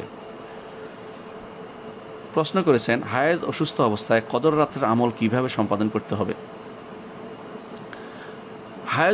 হায়েজ অবস্থায় যেহেতু আপনি সালাত পড়তে পারছেন না, কদর রাতের আমলের ক্ষেত্রে আপনার কাজ কিন্তু একটা কমছে, কিন্তু আরও আছে। কারণ আমরা জানি যে কদর রাত্রির আমল শুধু সালাত নয়, কদর রাত্রির আমল আপনি ইস্তেগফার করা, ক্ষমা প্রার্থনা করা। আয়েশা রাদিয়াল্লাহু আনহাকে রাসূলুল্লাহ সাল্লাল্লাহু আলাইহি ওয়াসাল্লাম যা শিক্ষা দিয়েছেন সেটাই বলুন। আল্লাহুম্মা ইন্নাকা আফুউন তুহিব্বুল আফওয়া ফা'ফু আন্নী। বাংলায় বলুন, আল্লাহ তুমি ক্ষমাশীল, আল্লাহ আপনি ক্ষমাশীল, ক্ষমা করতে ভালোবাসেন, আল্লাহ আপনি আমাকে ক্ষমা করে দেন। আপনার আমার মতো একজন মানুষ বা লক্ষ মানুষকে ক্ষমা করলে আল্লাহর একটু কিন্তু কম হবে না, একটুও কম হবে না। আল্লাহ তাআলা এটা কিছুই যায় আসবে না। শুধু আল্লাহ চাচ্ছেন আমরা যেন ক্ষমাটা চেয়ে নেই, আমরা যেন ক্ষমা চাই। এই জন্য এই কাজটা আমরা করতে পারি। অসুস্থ অবস্থায় কোনো সমস্যা নেই। হায়েজ অবস্থায় মুখ থেকে আপনি শুধু বেরিয়ে হোক, আল্লাহ ক্ষমা করে দাও, আল্লাহ ক্ষমা করে দাও, আল্লাহ ক্ষমা করে দাও, একটু বলতেই থাকেন সারা রাত ধরে, এটাও আপনার কাজ হবে। আর কি করতে পারেন? ইস্তেগফার করতে পারেন। ইস্তেগফার, আস্তাগফিরুল্লাহ আল্লাযী লা ইলাহা ইল্লা হুয়াল হাইয়ুল কাইয়্যুম ওয়া আতুবু ইলাইহি, সুবহানাল্লাহ, আলহামদুলিল্লাহ, আল্লাহু আকবার, লা ইলাহা ইল্লাল্লাহ, লা হাওলা ওয়ালা কুওয়াতা ইল্লা বিল্লাহ। এগুলো সবগুলো পড়তে পারবেন। এগুলো সবচেয়ে উত্তম কালিমা, পৃথিবীতে সবচেয়ে উত্তম কালিমা যেগুলো, এর মধ্যে হচ্ছে সুবহানাল্লাহ, আলহামদুলিল্লাহ, আল্লাহু আকবার, লা ইলাহা ইল্লাল্লাহ, লা হাওলা ওয়ালা কুওয়াতা ইল্লা বিল্লাহ। এগুলি পড়তে পারেন, কোনো সমস্যা তো নাই। আর আপনি বেশি বেশি করে দান সদকা করতে পারেন, এটা তো কোনো নিষেধ নেই। আর আপনি বেশি বেশি করে অনুবাদ পড়তে পারেন কোরআনের, কোনো সমস্যা নেই। ব্যাখ্যা পড়তে পারেন, হাদিসের অর্থ পড়তে পারেন, হাদিসও পড়তে পারেন, কোনো সমস্যা নেই। হাদিস ধরতে ওযু লাগে না, হাদিসের অর্থ পড়তে পারেন। সকাল বিকেলের দোয়াগুলো করতে পারেন, যেগুলো কোরআন আয়াত নয় সেগুলো পড়তে পারবেন। এবং রাতের দোয়াগুলো করতে পারবেন, সেগুলি কোরআন আয়াত নয় সেগুলি পড়তে পারবেন, কোনো সমস্যা নেই। তাহলে আপনার আমার শুধু কোরআন কেন্দ্রিক, সালাত কেন্দ্রিক দুইটা জিনিস বাদ দিলে বাকি কাজ তো আপনার জন্য উন্মুক্ত রয়েছে। আপনি দুরূদও পড়তে পারবেন বিশুদ্ধ মতে, কোনো সমস্যা নেই। তবে সালাত পড়তে পারেন। রাসূলুল্লাহ সাল্লাল্লাহু আলাইহি ওয়াসাল্লামের উপর সালাত পড়া তো সবচেয়ে বড় ইবাদতের অন্তর্ভুক্ত। রাসূলুল্লাহ সাল্লাল্লাহু আলাইহি ওয়াসাল্লামের এক সাহাবী বলছেন, ইয়া রাসূলুল্লাহ, আমি আপনার উপর সালাত পেশ করি, কতটুকু করব? বলছে যে 3 ভাগের 1 ভাগ। বলছে আরও বাড়াইতে পারো। অর্থাৎ যত ইবাদত করে বেশিরভাগ কাজে হচ্ছে রাসূল আল্লাহুম্মা সাল্লি আলা মুহাম্মদ বলা, এ সংক্ষিপ্ত আল্লাহুম্মা সাল্লাল্লাহু আলাইহি ওয়াসাল্লাম বললে হয়ে গেল। সাল্লাল্লাহু আলাইহি ওয়াসাল্লাম, সালাতও হলো, সালামও হলো, দুটোই হলো। একজন মানুষ যদি সারা রাত ধরে সাল্লাল্লাহু আলাইহি ওয়াসাল্লাম বলে, মন থেকে রাসূলের উপর সালাত পেশ করে, বিরাট ব্যাপার। কিন্তু তার জন্য এটাও যথেষ্ট হয়ে যায়, এটা ওযু লাগে না। আপনার হায়েজ অবস্থায় পড়তে কোনো সমস্যা নেই। তো এই অবস্থায় আপনি যারা মনে করেন ওযু লাগে, এটা ঠিক বলে নেই, তাদের কোনো দলিল নেই। বরং এটা সালাত আপনি পড়তে পারেন এই হায়েজ অবস্থায়, এবং যারা এরকম অসুস্থ অবস্থা তারাও পড়তে পারছেন, কোনো সমস্যা নেই। সুতরাং আপনি বেশি বেশি করে, রাসূলুল্লাহ সাল্লাল্লাহু আলাইহি ওয়াসাল্লাম যখন বললেন যে তুমি 3 ভাগ 1 ভাগ বেশি করতে পারো, সাহাবী বললেন তাহলে অর্ধেক, রাসূল আরও বাড়াতে পারো। তখন সাহাবী বললেন তাহলে আমি শুরুটাই আপনার জন্য, আমার দোয়ার বেশিরভাগই শুধুমাত্র আপনার উপর সালাত পেশ করি। রাসূল বললেন যে তাহলে তোমার যাবতীয় সমস্যার সমাধান হবে এবং ইয়াকফিকা হাম্মাক, তোমার যাবতীয় বিপদ থেকে তোমাকে যথেষ্ট হয়ে যাবে, আলহামদুলিল্লাহ। এবং এটা তোমার দোয়ার জন্য যথেষ্ট হয়ে যাবে। তাই আলহামদুলিল্লাহ, একজন মানুষ এই একটা অসুস্থ হয়েছে, কী কথা, কী সমস্যা, কোনো সমস্যা নেই, আপনি অন্য কাজগুলি করুন। আল্লাহ তাআলা দেখছেন, আপনি যদি কোনো সুস্থ থাকতেন আপনি সালাত পড়তেন, আপনি সুস্থ থাকলে আপনি কোরআন তিলাওয়াত করতেন, আল্লাহ তাআলা দয়া পর অবশ্যই আপনার জন্য সেটা লিখে দিবে। হাদিসে আছে রাসূলুল্লাহ সাল্লাল্লাহু আলাইহি ওয়াসাল্লাম বলেছেন, যে কেউ যদি কোনো আমল করতো অসুস্থতার কারণে অথবা সফরের কারণে সে করতে পারেনি, যখন আমরা এখন মসজিদে যেতে পারছি না কোভিড-19 কারণে, আমরা এখন অনেক কাজ করতে পারছি না, বিভিন্ন দাওয়াতের কাছে যেতে পারছি না কোথাও, আল্লাহ তাআলার কাছে আমরা দোয়া করি আল্লাহ যেন আমাদেরকে সেগুলো লিখে দেন। হাদিস যেভাবে আসছে যে কেউ যদি কোনো এরকম অবস্থা অসুস্থ অথবা সফরের কারণে কোনো আমল করতে পারেনি, আল্লাহ তাআলা দয়া পরবশ হয়ে তার জন্য সেটা লিখে দেবেন, তার ফেরেশতাদের বলতে লিখে দাও। আমরা আল্লাহর কাছে দোয়া করি আল্লাহ যেন ফেরেশতাদের বলে দেন আমাদের যেন সেগুলি লিখে দেয়, আমরা যেগুলি করতে পারছি না বিভিন্ন কারণে, আল্লাহর কাছে এই দোয়াই করবেন, আপনার জন্য তাই লেখা হবে। হায়াত অবস্থায় আপনি যদি যেটা করতে পারেন সেটা লেখা হবে, আর যেটা করতে পারবেন সেটা করবেন। অনেক কিছু আপনি করতে পারবেন যেগুলো আপনি কল্পনা করতে পারছেন না। বসে আর কিছু না, সুবহানাল্লাহ পড়েন, আলহামদুলিল্লাহ পড়েন, আল্লাহু আকবার পড়েন, এগুলো অর্থ বুঝেন, এক একটা তাসবির কী মূল্য সেটা বুঝেন। আলহামদুলিল্লাহ যদি আমাদের এই গ্রন্থটি বের হয়, বিশেষ করে ওজিফা গ্রন্থটি বের হয়, ইনশাআল্লাহ আপনারা এটা থেকে আরেকটু উপকৃত হতে পারবেন। আল্লাহর কাছে দোয়া করে যেন আল্লাহ তাআলা কাজ সহজ করে দেন, আপনারা দোয়া করবেন যেন আল্লাহ তাআলা আমাদের আমল কবুল করেন। তো এইটুকু আজকে এটার উত্তর, তাই না? আচ্ছা, এরপরের প্রশ্ন হচ্ছে, আমার মেয়ের বয়স 7 মাস হবে, আমি সহিহ আকীদায় তারে বড় করতে চাই, আমি কি করতে হবে? আলহামদুলিল্লাহ, আল্লাহ তাআলা আপনার নিয়তে বরকত দিন। সহিহ আকীদায় বড় করতে হলে আপনি প্রথম থেকে ঘরেই তার নিজে প্র্যাকটিস করুন, মেয়েকে ধীরে ধীরে শিক্ষা দেন আল্লাহ তাআলা সম্পর্কে। প্রথম দার্স হোক সৃষ্টি এবং স্রষ্টা আলাদা। আপনার মেয়েকে শিখাবেন যে আমাদের রব হচ্ছেন আল্লাহ, তিনি আরশের উপর রয়েছেন, আরশ পৃথিবীর এই সৃষ্টিগুলো সবগুলো অত্যন্ত ক্ষুদ্র আরশের তুলনায়, কুরসির মধ্যে আরশের জায়গা হয়, রব্বুল আলামিন আরশের উপরে আছেন এবং সেটা তিনি কোনো আরশের বাহ্য না, আরশ তাকে বহন করে না, তিনি বরং আরশ এবং সব কিছুকেই তিনি ধারণ করে আছেন, তিনি সবগুলোকে তিনি লালন পালন করছেন। তো তিনি আরশের উপর রয়েছেন, তিনি ঘোষণা দিয়েছেন, সেটাকে বিশ্বাস করতে হবে। ধীরে ধীরে তাকে এটা মাথার ভিতরে ঢুকাবেন। ভবিষ্যৎ প্রজন্ম যেন অন্তত দুইটা জিনিস করে। আশ্চর্য জিনিস হচ্ছে, আপনি কোনো আরবদেরকে কোনো দিন কোনো গ্রামের কোনো আরব, বেদুইন কোনো আরবকে আপনি কোনোদিন পাবেন না যে আল্লাহকে সৃষ্টির ভিতরে মনে করছে, এরকম পাবেন না। কারণ তাদের এই আকীদা কোনোদিন ছিলও না। এটা আমাদের দেশের বিভিন্ন মানুষদের মধ্যে এই আকীদা হচ্ছে হিন্দুদের থেকে আসছে। আমাদের হিন্দু ছিলাম, এটা প্রমাণিত হইল আর কি। এখন হিন্দুদের থেকে তাদের নিকট স্রষ্টা সৃষ্টিজীবে বাস করেন, স্রষ্টা সৃষ্টিতে বাস করেন, এটা লেখাই আছে তাদের। যেমন পরেশ মণ্ডল তার বইটি লিখেছে হিন্দু ধর্ম শিক্ষাতে, যে হিন্দু ধর্মের বিশ্বাস হচ্ছে যে স্রষ্টা সকল জীবে বাস করেন। এই যে ধারণাটা, এটা হচ্ছে শিরকি আকীদা। আপনি একটু চিন্তা করেন, আব্দুল হাই লখনবী রহমতুল্লাহ আলাইহি উল্লেখ করেছেন তিনি তার মুখলাসাতুল ফতোয়াতে, তিনি বলছেন যদি কেন এটা একটু চিন্তা করে মানুষ যথেষ্ট হয়ে যায়। কেউ চিন্তা করে যে আল্লাহ সব কিছু তো বলে তো পায়খানাতেও হয়, পেশাবেও হয়, ময়লাতেও হয়, আল্লাহকে আমরা কি মনে করতেছি, হ্যাঁ? আর আল্লাহ সম্পর্কে আসলে না জানার কারণেই আকীদাগুলো এরকম নষ্ট হয়ে যাচ্ছে। আপনি জানেন আল্লাহ তাআলা কোরআন কারীম বলেছেন, মা কাদারুল্লাহ হাক্কা কাদরিহি ওয়াল আরদু জামিআন কবদাতুহু ইয়াওমাল কিয়ামা ওয়াস সামাওয়াতু মাতুইয়াতুন বিয়ামিনিহি। আল্লাহকে তারা আল্লাহ সম্পর্কে সঠিক ধারণাই তারা পায়নি, আল্লাহকে তারা সঠিক সম্মান দিতে জানেনি, আল্লাহ সম্পর্কে সঠিক বিশ্বাস তাদের আসেই নেই। ওয়াল আরদু জামিআন কবদাতুহু ইয়াওমাল কিয়ামা, যত জমিন আছে সবগুলি আল্লাহর মুষ্টির ভিতরে থাকবে, আর আসমান সমূহ তার হাতের ভাঁজ করা থাকবে। যেই স্রষ্টা এত মহান, এত বড়, এত শক্তিধর, সেই স্রষ্টাকে আমি সৃষ্টির ভিতরে মনে করে বসে আছি। আর এই সৃষ্টি যখন ছিল না তখনও তো আমার স্রষ্টা ছিলেন, যখন এই সৃষ্টি পৃথিবী ছিল না তখন তো আমার স্রষ্টা ছিলেন। তাহলে আপনি কেন সেটা মনে করছেন তিনি তার সত্তার ভিতরে সেগুলি সৃষ্টি করেছেন? কেন বলছেন? আপনি কী জন্য সেটা বলছেন? কোত্থেকে দলিল আপনি পেয়েছেন? আপনি শরিয়া বিরোধী কাজ কেন করছেন? ইমাম আবু হানিফা রহমতুল্লাহ আলাইহিকে জিজ্ঞাসা করা হয়েছিল যে এই যে আল্লাহ তাআলা বলছেন আমি সবার সাথে আছি, তিনি বললেন যে এর অর্থ হচ্ছে তুমি বলে থাকো যে আমি সফর করেছি, চাঁদও আমার সাথে সফর করেছে, চাঁদ তো আপনার গায়ের সাথে লেগে নেই। তিনি আল্লাহ তাআলা উপরে যিনি থাকেন, সর্বমহান যিনি, তিনি তার সব কিছু দেখেন, এটা হলো উদ্দেশ্য। এই জন্য প্রত্যেকটি আয়াতে যেখানে বলা হয়েছে যে মানুষ যাই করে তার সাথে আছি, সেখানে বলা হয়েছে আগে পিছিয়ে দেখবেন সেখানে লেখা আছে দেখছি এবং জানছি। জানা এবং দেখার মধ্যে এবং সাহায্য সহযোগিতার মধ্যে আল্লাহ তাআলা ইমানদারদের, নেককারদের সাথে আছেন, আর জানা এবং দেখার মধ্যে সবার সাথে আছেন, তিনি জানছেন এবং দেখছেন আরশের উপর থেকেই। এটাই বিশ্বাস প্রথম ঢুকাতে হবে তার মধ্যে। এরপরে আপনি তাকে ধীরে ধীরে প্রথমে দিবেন আকীদার মূল দর্শগুলো, যেমন আহলুস সুন্নাত ওয়াল জামাতের আকীদার বইটি। এর চেয়ে যখন ছেলে মেয়ে পড়তে পারবে, বড় হবে, তখন তাকে আপনি মাশায়েখুল হারামাইনের যে আলেমদের বই দিবেন। বিশেষ করে তাদেরকে তৈরি করতে হলে আপনাকে অবশ্যই ওই আলেমদের গ্রন্থ যারা ইতিহাসে প্রসিদ্ধ যারা আলেম তাদের গ্রন্থকে থেকে দিতে হবে। পরবর্তী যারা আসছে তাদের দিগ্ভ্রান্ত তাদের বই থেকে দিবেন না। আপনি কোরআন বুখারীর যে সমস্ত আকীদার উল্লেখ আছে সেখান থেকে দিবেন। আলহামদুলিল্লাহ কোরআনে কারীম থেকে আকীদার তুলে ধরবেন, যারা সহি আকীদার হিসেবে তাফসীর করেছে ইবনে কাসির, সেখান থেকে তুলে ধরতে পারেন, তার জন্য পড়তে বলবেন। তারপরে ইমামদের কথা থেকে তাদের জন্য দলিল দিবেন। পরবর্তী যারা বিভ্রান্ত হয়েছে তাদের থেকে কোনো দলিল দিবেন না। যারা গ্রিক দর্শন দ্বারা প্রভাবিত হয়ে বিভিন্ন রকমের হাদেসার গায়রে হাদেসার জাওহার বা হাইয়েজ বা এই জাতীয় ফালতু জিনিস নিয়ে যারা সময় নষ্ট করেছে, যা সাহাবা কেরাম কোনোদিন বলেননি, উচ্চারণ করেননি, সেগুলি দিয়ে যারা বিভ্রান্ত হয়, এই সমস্ত দর্শন শাস্ত্রের কোনো কিছু দিয়ে তার আপনার সন্তানকে সেগুলো থেকে ঘৃণা তৈরি করে দিবেন আগে থেকেই, যাতে করে সেগুলো কোনো প্রয়োজন না হয়। আলহামদুলিল্লাহ আমাদের আলেমরা এগুলোর প্রয়োজন অনুভব করেননি, সোনালী যুগের আলেমরা, এখনও সেগুলোর প্রয়োজন হবে না। আপনার মেয়েকে সেভাবে তৈরি করুন আলহামদুলিল্লাহ, আর পরিবেশটা ভালো রাখুন। আপনি তাকে সহি আকীদার কোনো প্রতিষ্ঠানে দিন, যেখানে মেয়েদের আলাদা আছে সেখানে পড়াবেন, আর যেখানে ছেলেদের মেয়েদের আছে একসাথে এখানে কখনো পড়াবেন না, সেখান থেকে সে ক্ষতিগ্রস্ত হবে। সুতরাং সেইভাবে তাকে বড় করে তুলুন। ইনশাআল্লাহ আপনি আপনার নিজে যেহেতু সহি আকীদা, সেটা সহি আকীদার জিনিসটা বুঝবেন, জানবেন, বই চয়ন করবেন। এখন অনেক আলেমে আলহামদুলিল্লাহ বই লিখে, ছোটো ছোটো বই লিখেছেন, সেগুলো তাদের জন্য উপযোগী। আর ছোটো কাল থেকে তাদেরকে দোয়ার শিক্ষা দিবেন এবং আল্লাহ তাআলার নামগুলো এবং তার নামের অর্থগুলো শিক্ষা দিবেন। রাসূলুল্লাহ সাল্লাল্লাহু আলাইহি ওয়াসাল্লামের আদর্শ কী সেটা শিক্ষা দিবেন। রাসূলুল্লাহ লা ইলাহা ইল্লাল্লাহর অর্থ কী, সেটার রোকন কী, শর্তকে শিক্ষা দিবেন।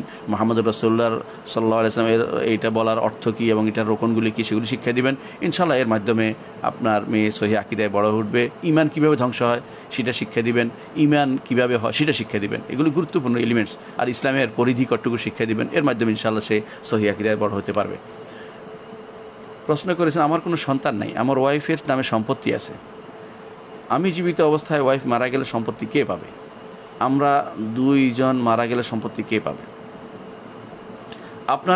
আপনাদের কোনো সন্তান নেই, আপনার ওয়াইফের নামে সম্পত্তি আছে, তো তিনি যদি আপনার আগে মারা যায় আপনি এটার অর্ধেক পেয়ে যাবেন। বাকি অর্ধেক আপনার ওয়াইফের ভাই বোন অথবা ভাই বোন জাতীয় লোকেরা পেয়ে যাবে। আপনার ওয়াইফের ভাই বোনরা, মানে ওই ওয়াইফের অর্থাৎ আপনার শ্বশুরালের দিকে চলে যাবে, আর এদিকের কেউ পাবে না। আর এদিকের কেউ অর্থাৎ আপনার ভাতিজা ভাস্তি বা আপনার বাবা মা, ওরা কেউ পাবে না। এটা ওইদিকে চলে যাবে, যেহেতু এটা মৃত উনি এবং ওনার মায়া বাবার দিকে চলে যাবে, ডাইভার্ট হবে। অর্ধেক আপনি পাবেন যদি আপনার ওয়াইফ আপনার আগে মারা যায়। আর যদি আপনি মারা যান তাহলে আপনার ওয়াইফের সম্পত্তি আপনি কিছুই পাবেন না। আপনার ওয়াইফের পুরো সম্পত্তিটাই তার পিতামাতা অর্থাৎ আপনার শ্বশুরালয়ের দিকে চলে যাবে। সেখানে তার মেয়েরা তার যদি কোনো আর বাবা মা থাকলে পাবে, বাবা মা না থাকলে যদি কোনো ভাই থাকে ভাই পাবে, ভাই না থাকলে ভাইতে যারা পাবে, এইভাবে তারা পেয়ে যাবে। আপনার এদিকে কেউ পাবে না সেখানে। এই জন্য আমি অনেককেই বলি, আপনি বউয়ের নামে সম্পত্তি কিনবেন না, আপনার নিজের নামে কিনবেন। এই জন্য কারণ এটা আরেক গোষ্ঠীতে চলে যায়। বউয়ের নামে সম্পত্তি কিনবেন না, আপনি নিজের নামে কিনবেন, কারণ এটা অন্যদিকে চলে যায়। বউয়ের নামে আপনি যা দিবেন দিয়েই দিবেন, সম্পত্তি কিনবেন না, কারণ এটা পরে ভুল হয়ে যায়। কারণ সেই সম্পত্তিটা আপনি মালিক থাকেন না, সেটা অন্যদিকে চলে যায় এবং এটার কারণে অনেকে বঞ্চিত করা হয়। আপনি নিজের নামে সম্পত্তি রাখুন, মৃত্যু নিজে খরচ করে নিজে মারা যান, এরপরে সেটা বণ্টিত হবে শরীয়ত মোতাবেক। এটা শরীয়তের বিধান। আপনি দয়া করে ওনার নামে কিনছেন, আপনার ভাইকে বঞ্চিত করার জন্য, আপনার কাউকে বঞ্চিত করার জন্য আপনি হারাম কাজ করছেন। এটা করা যাবে না, এই জন্য এটা করা যাবে না। তাহলে বুঝতে পারছেন যে কীভাবে কে পাবে। আর যদি দুজনে মারা যান, আপনি যেটা বলেছেন, আপনার মৃত্যুর সাথে যেহেতু সম্পত্তির সাথে জড়িত না, আপনার মৃত্যু আর তার মৃত্যু একই কথা।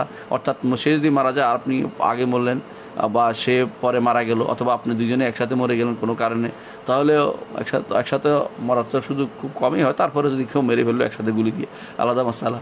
তো এরকম অবস্থায়ও কিন্তু আপনি কিছু পাবেন না, সেটা অন্যদিকে চলে যাবে আপনার ওয়াইফের সম্পত্তি। সেটা মনে রাখতে হবে আমাদেরকে।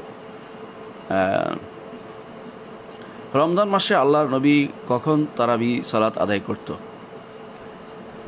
দেখুন, রমজানের মাসে এশার পরে তিনি সালাত আদায় করেছেন। স্পষ্ট হাদিস দ্বারা সাব্যস্ত 3 দিন তিনি এশার পর থেকে শুরু করে শেষ রাত্র পর্যন্ত তিনি আদায় করেছেন। এটা হচ্ছে বিশুদ্ধতম মত। রাসূলুল্লাহ সাহাবা কেরাম বললেন, হাত্তা খাসিনা ফালাহ, আমরা তো সেহরি খাওয়াতে পারবো না, ভয় পাচ্ছিলাম। আমরা ভয় পাচ্ছিলাম যে সেহরি খাওয়ার সময় বোধ হবে না। এই জন্য তিনি রমজান মাসে তিনি প্রথম রাত্রি থেকে শুরু করে শেষ রাত্র পর্যন্ত পড়েছেন। এই রাত্রগুলোতে অনেক লম্বা কেরাত তিনি পড়েছেন। সাহাবা কেরাম বললেন যে আমরা কুন্না নাত্তাকে আল আইসি, আমরা ভর দিতাম লাঠিতে, এত এত দাঁড়াতে পারতাম না, এত কষ্ট হচ্ছিল। এর অর্থ হচ্ছে তিনি অনেক লম্বা টাইম নিয়ে একটা রাকাত দিয়েছেন, কিন্তু এটাকে অনেক কষ্টকর হওয়ার কারণ রাসূলুল্লাহ সাল্লাল্লাহু আলাইহি ওয়াসাল্লাম, যিনি উম্মতের জন্য সবচেয়ে বেশি দরদি, নিজের চেয়েও একজন ব্যক্তি যা জানে না তার থেকেও তার জন্য রাসূলুল্লাহ সাল্লাল্লাহু বেশি দরদি, তিনি এই কাজটির দেখিয়ে দিয়েছেন। তিনি বলেছেন, তিনি উম্মতের জন্য দরদি হিসেবে তিনি বলে দিয়েছেন, যে কেউ ইমামের সাথে দাঁড়াবে ইমাম প্রত্যাবর্তন করা পর্যন্ত ইমাম তার সালাত কিয়ামুল লাইল লেখা হয়ে যাবে। এই জন্য আপনি ইমামের সাথে দাঁড়াবেন। রাসূলুল্লাহ সাল্লাল্লাহু আলাইহি ওয়াসাল্লাম যেহেতু প্রথম রাত্রি দাঁড়িয়েছেন রমজান মাসে শেষ রাত্রি পর্যন্ত, আপনি প্রথম রাত থেকে শেষ যতক্ষণ পারেন দাঁড়াবেন। এটাকে প্রথম রাত্রিতে দাঁড়াইলেই শুধুমাত্র আপনার এই তারাবির সালাত এটা হবে, পরে দাঁড়ালে হবে না, এটা কিন্তু না। অর্থাৎ আপনি প্রথম রাতে দাঁড়ালে তারাবি হবে, সাথে তাহাজ্জুদ হবে, দুইটা নাম ভিন্ন, দুইটাই কিন্তু কিয়ামুল লাইল। আমরা এখন শব্দটাতে ফিরে যাই, মূল জিনিসটা সলাতুল লাইলে মাসনা ও মাসনা, রাসূল যেভাবে বলেছেন রাতের সালাত 2 রাকাত করে।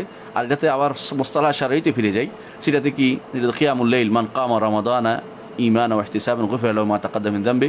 রাসূলুল্লাহ সাল্লাল্লাহু যেটা বলেছেন যে কিয়ামুল লাইল সলাতুল লাইল এটা বেশি বলেছেন। রাসূলের মুখ থেকে সালাত তারাবি বেশি বের হয়নি, তারাবি বেড়েছে আরাম করে পড়তে, এই জন্য তারা তারাবি বলেছেন। তারবিহ ছিল তাদের, কিছুক্ষণ পরে বসে তারা, মক্কার লোকেরা বেশিক্ষণ তোয়াফ করতো, 4 রাকাত পড়ে একবার তোয়াফ করতো।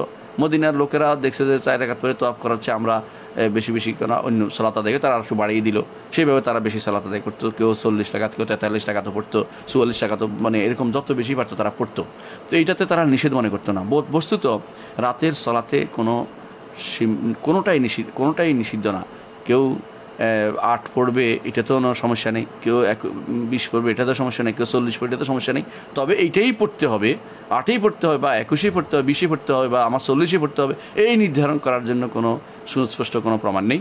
রাসূলুল্লাহ সাল্লাল্লাহু আলাইহি ওয়াসাল্লাম যেটা করেছেন, সেটা যদি কেউ বলে যে আমি 8ই পড়ব, রাসূল 8 পড়েছেন, তাহলে রাসূলুল্লাহ সাল্লাল্লাহু আলাইহি ওয়াসাল্লাম যেভাবে পড়েছেন সেভাবে পড়ুন, আলহামদুলিল্লাহ সেটা সুন্নাহ মোতাবেক হবে। কিন্তু 8 গণলে অন্যদের মতো যারা 20 গণে সেদের মতো শুধু গণা যেন উদ্দেশ্য না হয়, কারণ রাসূলুল্লাহ সাল্লাল্লাহু আলাইহি ওয়াসাল্লাম রাতের সালাতের গণাটাকে তিনি কোনো দ্বারস্থে নেননি। হ্যাঁ, তিনি 8 পড়তেন, যদি 8 পড়তে পারেন তার মতো সুন্দর করে আলহামদুলিল্লাহ। আর যদি কোনো বেশি পড়তে পারেন, বেশি পড়েন, তাহলে কোনো সংখ্যা নির্ধারণ করবেন না, যত বেশি পারেন তত পড়তে পারবেন। এই জন্য রাসূলুল্লাহ সাল্লাল্লাহু আলাইহি ওয়াসাল্লাম কখন পড়ছেন এটা বলেছি, আলহামদুলিল্লাহ তিনি প্রথম এশার পর থেকে তিনি পড়েছেন, এটা হাদিসে আছে। কোনো সময় তিনি পরেও আসছেন, হাদিসে আসছে যে তিনি বের হতেন, এর অর্থ হচ্ছে তিনি একবার ঘরে চলে যেতেন আবার বের হতেন, তাহলে বোঝা গেল তিনি আর একটু পরেও পড়তেন। তো সুতরাং এশার সাথে লাগিয়েই পড়তে হবে, এটা জরুরি না একটু পরেও পড়লে হবে। অনেকে দেখা যায় যে এশার সাথে পড়ে তাড়াতাড়ি করে এরপর বসে বসে আড্ডা দিচ্ছেন, বড় বড় এই বাক্স সামনে খুলে বসে আছেন, এইগুলির দিকে তাকিয়ে আছেন। তো উনি তো আসলে ইবাদতের মধ্যে লিপ্ত হননি। তো রাসূলুল্লাহ সাল্লাল্লাহু আলাইহি ওয়াসাল্লাম যে উদ্দেশ্য ছিল কিয়াম ও রমাদান, সেটা হয়নি। আপনি হয় ইবাদত করবেন না ঘুমাবেন, কোনো একটা কাজ করবেন, কিন্তু গুনার কাজে রাত্রি জাগরণ করবেন, এটা কিন্তু শরীয়ত অনুমোদন করে না। প্রশ্ন করেছেন আমরা যে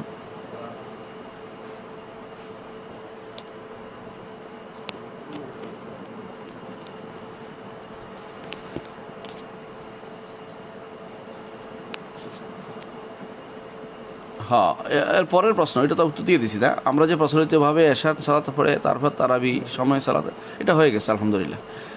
পরবর্তী প্রশ্ন হচ্ছে, জুমার নামাজ যদি আমি বাসা থেকে ইক্তেদা করতে চাই, সেক্ষেত্রে মসজিদের নামাজের কাতার কতটুকু দূরে থাকলে বাসা থেকে ইক্তেদা জায়েজ হবে? দেখুন, আপনার বাসাটা যদি কোনো মসজিদের পিছনের অংশে অথবা ডানে বামে হয়, এবং ইমাম সাহেব যদি বলেন যে যেহেতু আসতে পারছো না এবং তোমার লাগানো হয় আপনার বাসাটা ইমাম দেয়ালের সাথে, তখন ঘরে ওই ঘরে যারা পড়বে তারাও আমার মুক্তাদি, তাহলে কিন্তু আপনার জন্য সেটা করা জায়েজ হবে। যদি সেটা লাগানো হয়, লাগোয়া হয় এবং তাদের মধ্যে কোনো পার্থক্য না থাকে, আর জানালা থাকে, দেখা যায় একে অপরকে এবং শোনা যায়, তাহলে আপনি সেটা করতে পারবেন, কোনো সমস্যা নেই। শর্ত হচ্ছে একটাই, যে এর মাঝখানে কোনো এমন কোনো রাস্তা থাকতে পারবে না, যেটা সাধারণ আলাদা করে দিয়েছে। এটা হচ্ছে হানাফিদের মত, যে আলাদা রাস্তা থাকতে পারবে, বা নদী থাকতে পারবে না, বা আলাদা বোঝা যায় এমন কোনো বড় রাস্তা থাকতে পারবে না। হ্যাঁ, হাম্বলীদের মত হচ্ছে যে এটা ইমাম সাহেব নিলেই হবে, আর পিছনে যারা আছে তাদেরকে দেখা, অর্থাৎ মুক্তাদি, পিছনের মুক্তাদি বা পাশের মুক্তাদিকে দেখা যায়, এরকম অবস্থা হতে হবে। এটা হাম্বলীদের মত, এটা বেশি ওয়াইড বেশি নিয়েছে তারা, অর্থাৎ যে দেখলেই হবে এটা মনে করতেছে তারা। হ্যাঁ, কিন্তু বিশুদ্ধতম মত হচ্ছে যে এই মসজিদের হুকুমের ভিতরে আসতে হবে, ইমাম সাহেব তাকে তার মুক্তাদি হিসেবে গ্রহণ করতে হবে, এবং মাঝখানে কোনো চলাফেরার রাস্তা থাকবে না, বরং হ্যাঁ মানুষ চলতে পারবে, কোনো সমস্যা নেই, রাস্তা হিসেবে তৈরি হবে না, বা কোনো নদী হয়তো পড়া হবে না, বা কোনো আরেকটা বিল্ডিং থাকতে পারবে না, বা আরেকটা কোনো বাধা থাকতে পারবে না। এটা হচ্ছে বিশুদ্ধতম মত। পরবর্তী প্রশ্ন হচ্ছে, বাংলাদেশে নাকি পীরেরা প্রথম ইসলাম এনেছে, একটু এ সম্পর্কে কিছু বলুন। দেখুন, মানুষ অনেক কিছুই দাবি করে থাকে। পীরেরা ইসলাম এনেছে আমরা এটা অস্বীকার করছি না, কিন্তু যাদেরকে আপনি পীর বলছেন তারা কি পীর ছিল কিনা, এটা হলো মূল কথা। শাহজালাল মুজাররদ ইয়ামানি রহমতুল্লাহ আলাই, তিনি তো গৌর গোবিন্দের বিরুদ্ধে যুদ্ধ করেছে, কিন্তু পীর ছিল সাধারণ পীর মার্কা, তিনি তো কোনো দরবার খুলে বসেননি। বাংলাদেশের প্রত্যেকটি পীরের দরবার আছে, আপনি জানেন। পীর মানেই দরবার, আর পীর মানে লাল শালু, পীর মানে সবুজ কাপড়, পীর মানে হচ্ছে ভক্তবৃন্দ তাদের পিছনে দৌড়ানো, এবং পীর মানে হচ্ছে মিথ্যা কথার বেশাতি, পীর মানে হচ্ছে কারামতির সরাসরি। এ হচ্ছে পীরদের কার্য। আপনি যাদেরকে পীর বলছেন তারা তো আলেমে দ্বীন ছিল, এবং তারা দাঈ ইলাল্লাহ ছিল, আল্লাহর পথে আহ্বানকারী ছিল। শাহজালাল মুজাররদ ইয়ামানি বা শাহ মাহিসওয়া, তারা যে বলছে আমার কবর মধ্যে এগুলি করো, তারা কি বলেছে? আমি তাদেরকে পূজা করতে আরম্ভ করে দিয়েছি আমরা। তো আমাদের সমস্যা হচ্ছে, আগেও রাসূলুল্লাহ সাল্লাল্লাহু আলাইহি ওয়াসাল্লাম এটাকে সাবধান করেছেন। রাসূলুল্লাহ সাল্লাল্লাহু আলাইহি ওয়াসাল্লাম এটাই বলেছেন যে যে লাআনাল্লাহুল ইয়াহুদ ওয়ান নাসারা, ইহুদি নাসারা আল্লাহ লানত হোক, তাদের মধ্যে কোনো ভালো লোক মারা গেলে, অথবা তাদের মধ্যে কোনো মারা গেলে ভালো লোক, তারা কী করতো? তাদের কবরের উপরে সৌধ নির্মাণ করতো। আমরা এই উপমহাদেশের লোকেরা দুই কাজে খুব পটু। একটি হচ্ছে, আমরা কাউকে অপমান করার জন্য একেবারেই উঠে পড়ে লেগে যাই। আরেকটা হচ্ছে, কাউকে সম্মান দেওয়ার জন্য ভক্তিবাদে গদগদ হয়ে তার পূজায় লিপ্ত হয়ে যাই। এই দুইটার মধ্যে খুব আমরা পটু, আমরা মধ্যপন্থা অবলম্বন করতে পারি না।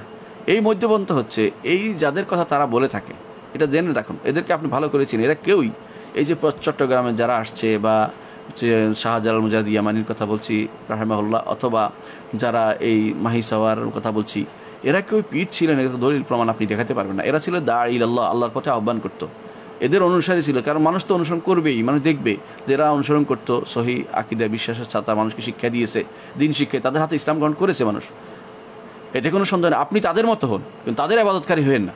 আপনি তাদের মতো হন, তাদের পূজারী হবেন না। তাদের পূজারী, তাদেরকে ভালোবাসুন যে হ্যাঁ এই মানুষগুলি ভালো ছিলেন, আলহামদুলিল্লাহ, আল্লাহ তাদের দোয়া করে আল্লাহ যেন তাদেরকে তাদেরকে জান্নাতের আলী মকাম দান করেন, উচ্চ মকাম দান করেন, দোয়া করেন তাদের জন্য।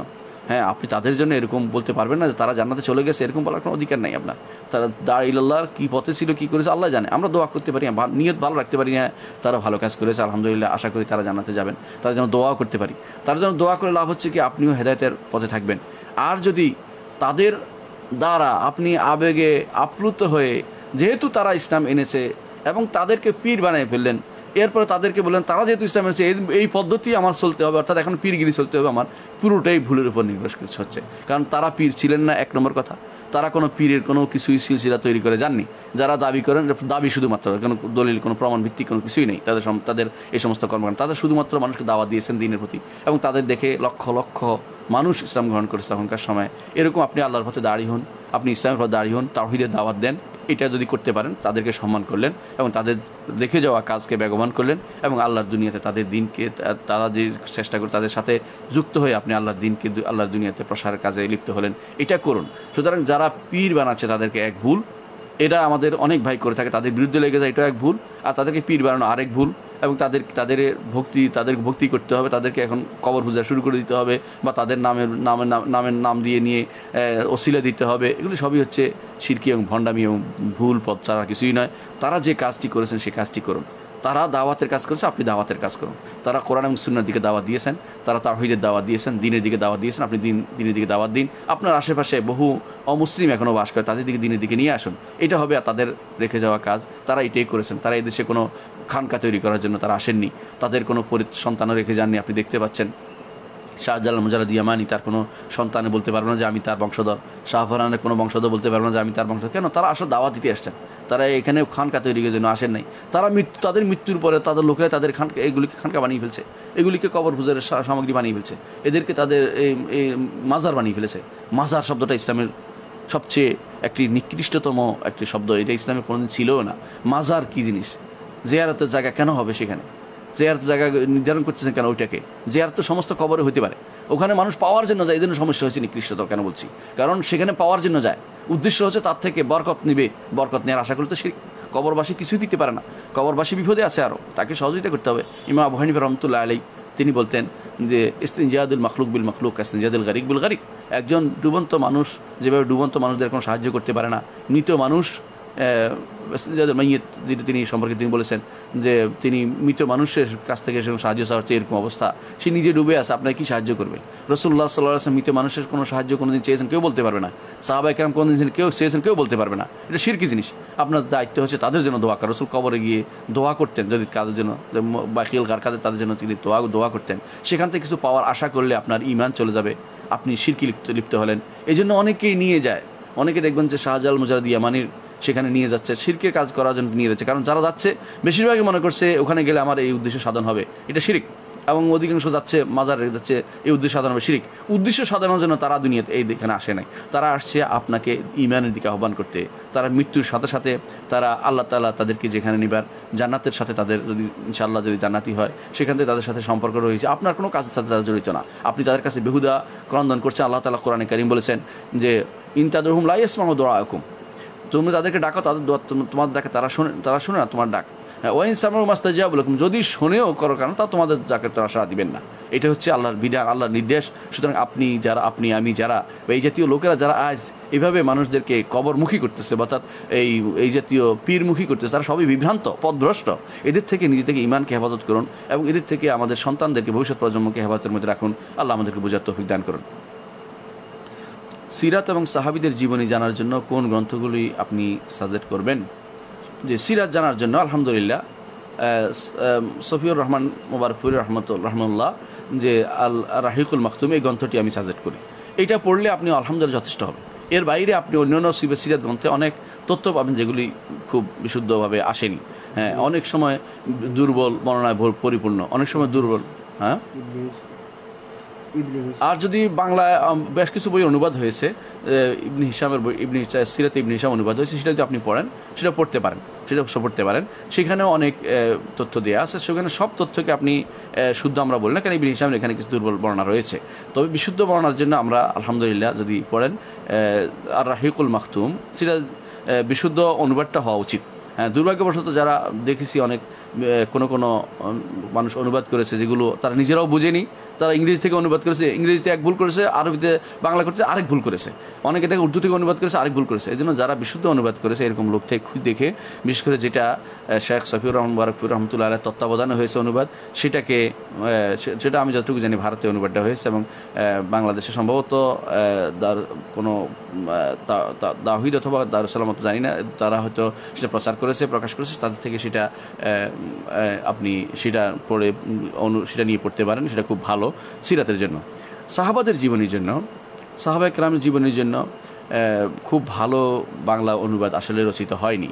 আমরা কোনো একটি গ্রন্থই বলতে পারছি না, যেগুলো আছে যেগুলো ভালো মন্দ মিলিয়ে আছে, সেগুলো আপনারা জানেন, ভালো মন্দ মিলিয়ে আছে। দোয়া করি যেন ভালো গ্রন্থ বের হয়, বিশেষ করে সিয়ার আলামুন নুবালা যদি আরোই পড়েন, সিয়ার আলামুন নুবালা ইমাম যাহাবির, এবং আলহামদুলিল্লাহ ইনশাআল্লাহ লকডাউনের পরে আপনি দেখতে পাবেন তার একটা সংক্ষিপ্ত সংকলন ইনশাআল্লাহ বের হচ্ছে সাহাবাদের জীবনে নিয়ে, সেটা ইনশাআল্লাহ আপনাদের হাতে পৌঁছে যাবে এবং সেটা কমপ্লিট হয়ে গেছে, আলহামদুলিল্লাহ এটা বের হয়ে যাবে। এটা যদি কোনো এসে যায় ইনশাআল্লাহ আপনারা সেটা থেকে নিতে পারবেন এবং কোনো রকমের সমস্যা ছাড়া সেটা দিন প্রসারের কাজে লাগাতে পারবেন, সঠিক বিশ্বাসটি গ্রহণ করতে পারবেন। প্রশ্ন করেছেন জ্ঞানী কারা, জ্ঞানীদের পরিচয় ব্যবহার কেমন? আসলে দেখুন, জ্ঞানী কারা এটা দুনিয়ার মানুষের ভিতরে সবচেয়ে একটা ধাঁধাপূর্ণ প্রশ্ন হচ্ছে এটা। জ্ঞানী কাকে বলবেন? যেই ব্যক্তি নাস্তিক সে মনে করে তারটাই জ্ঞান, যে ব্যক্তি হিন্দু ধর্ম নিয়ে চর্চা করে সে মনে হচ্ছে তারটাই জ্ঞান, যে ব্যক্তি খ্রিস্টান ধর্ম নিয়ে তারটাই জ্ঞান। জ্ঞান আসলে কোনটা? রাসূলুল্লাহ সাল্লাল্লাহু আলাইহি সাল্লাম দোয়া করতেন, আল্লাহুম্মা ইন্নী আউযু বিকা মিন ইলমিন লা ইয়ানফা, আল্লাহ আমি এমন জ্ঞান থেকে আশ্রয় চাচ্ছি আপনার কাছে যে জ্ঞানের কোনো উপকার নাই। বোঝা গেল যে কিছু জ্ঞান যা দরকার নাই, যেগুলো উপকার নাই, সেগুলি আসলে জ্ঞানের জিনিস নয়।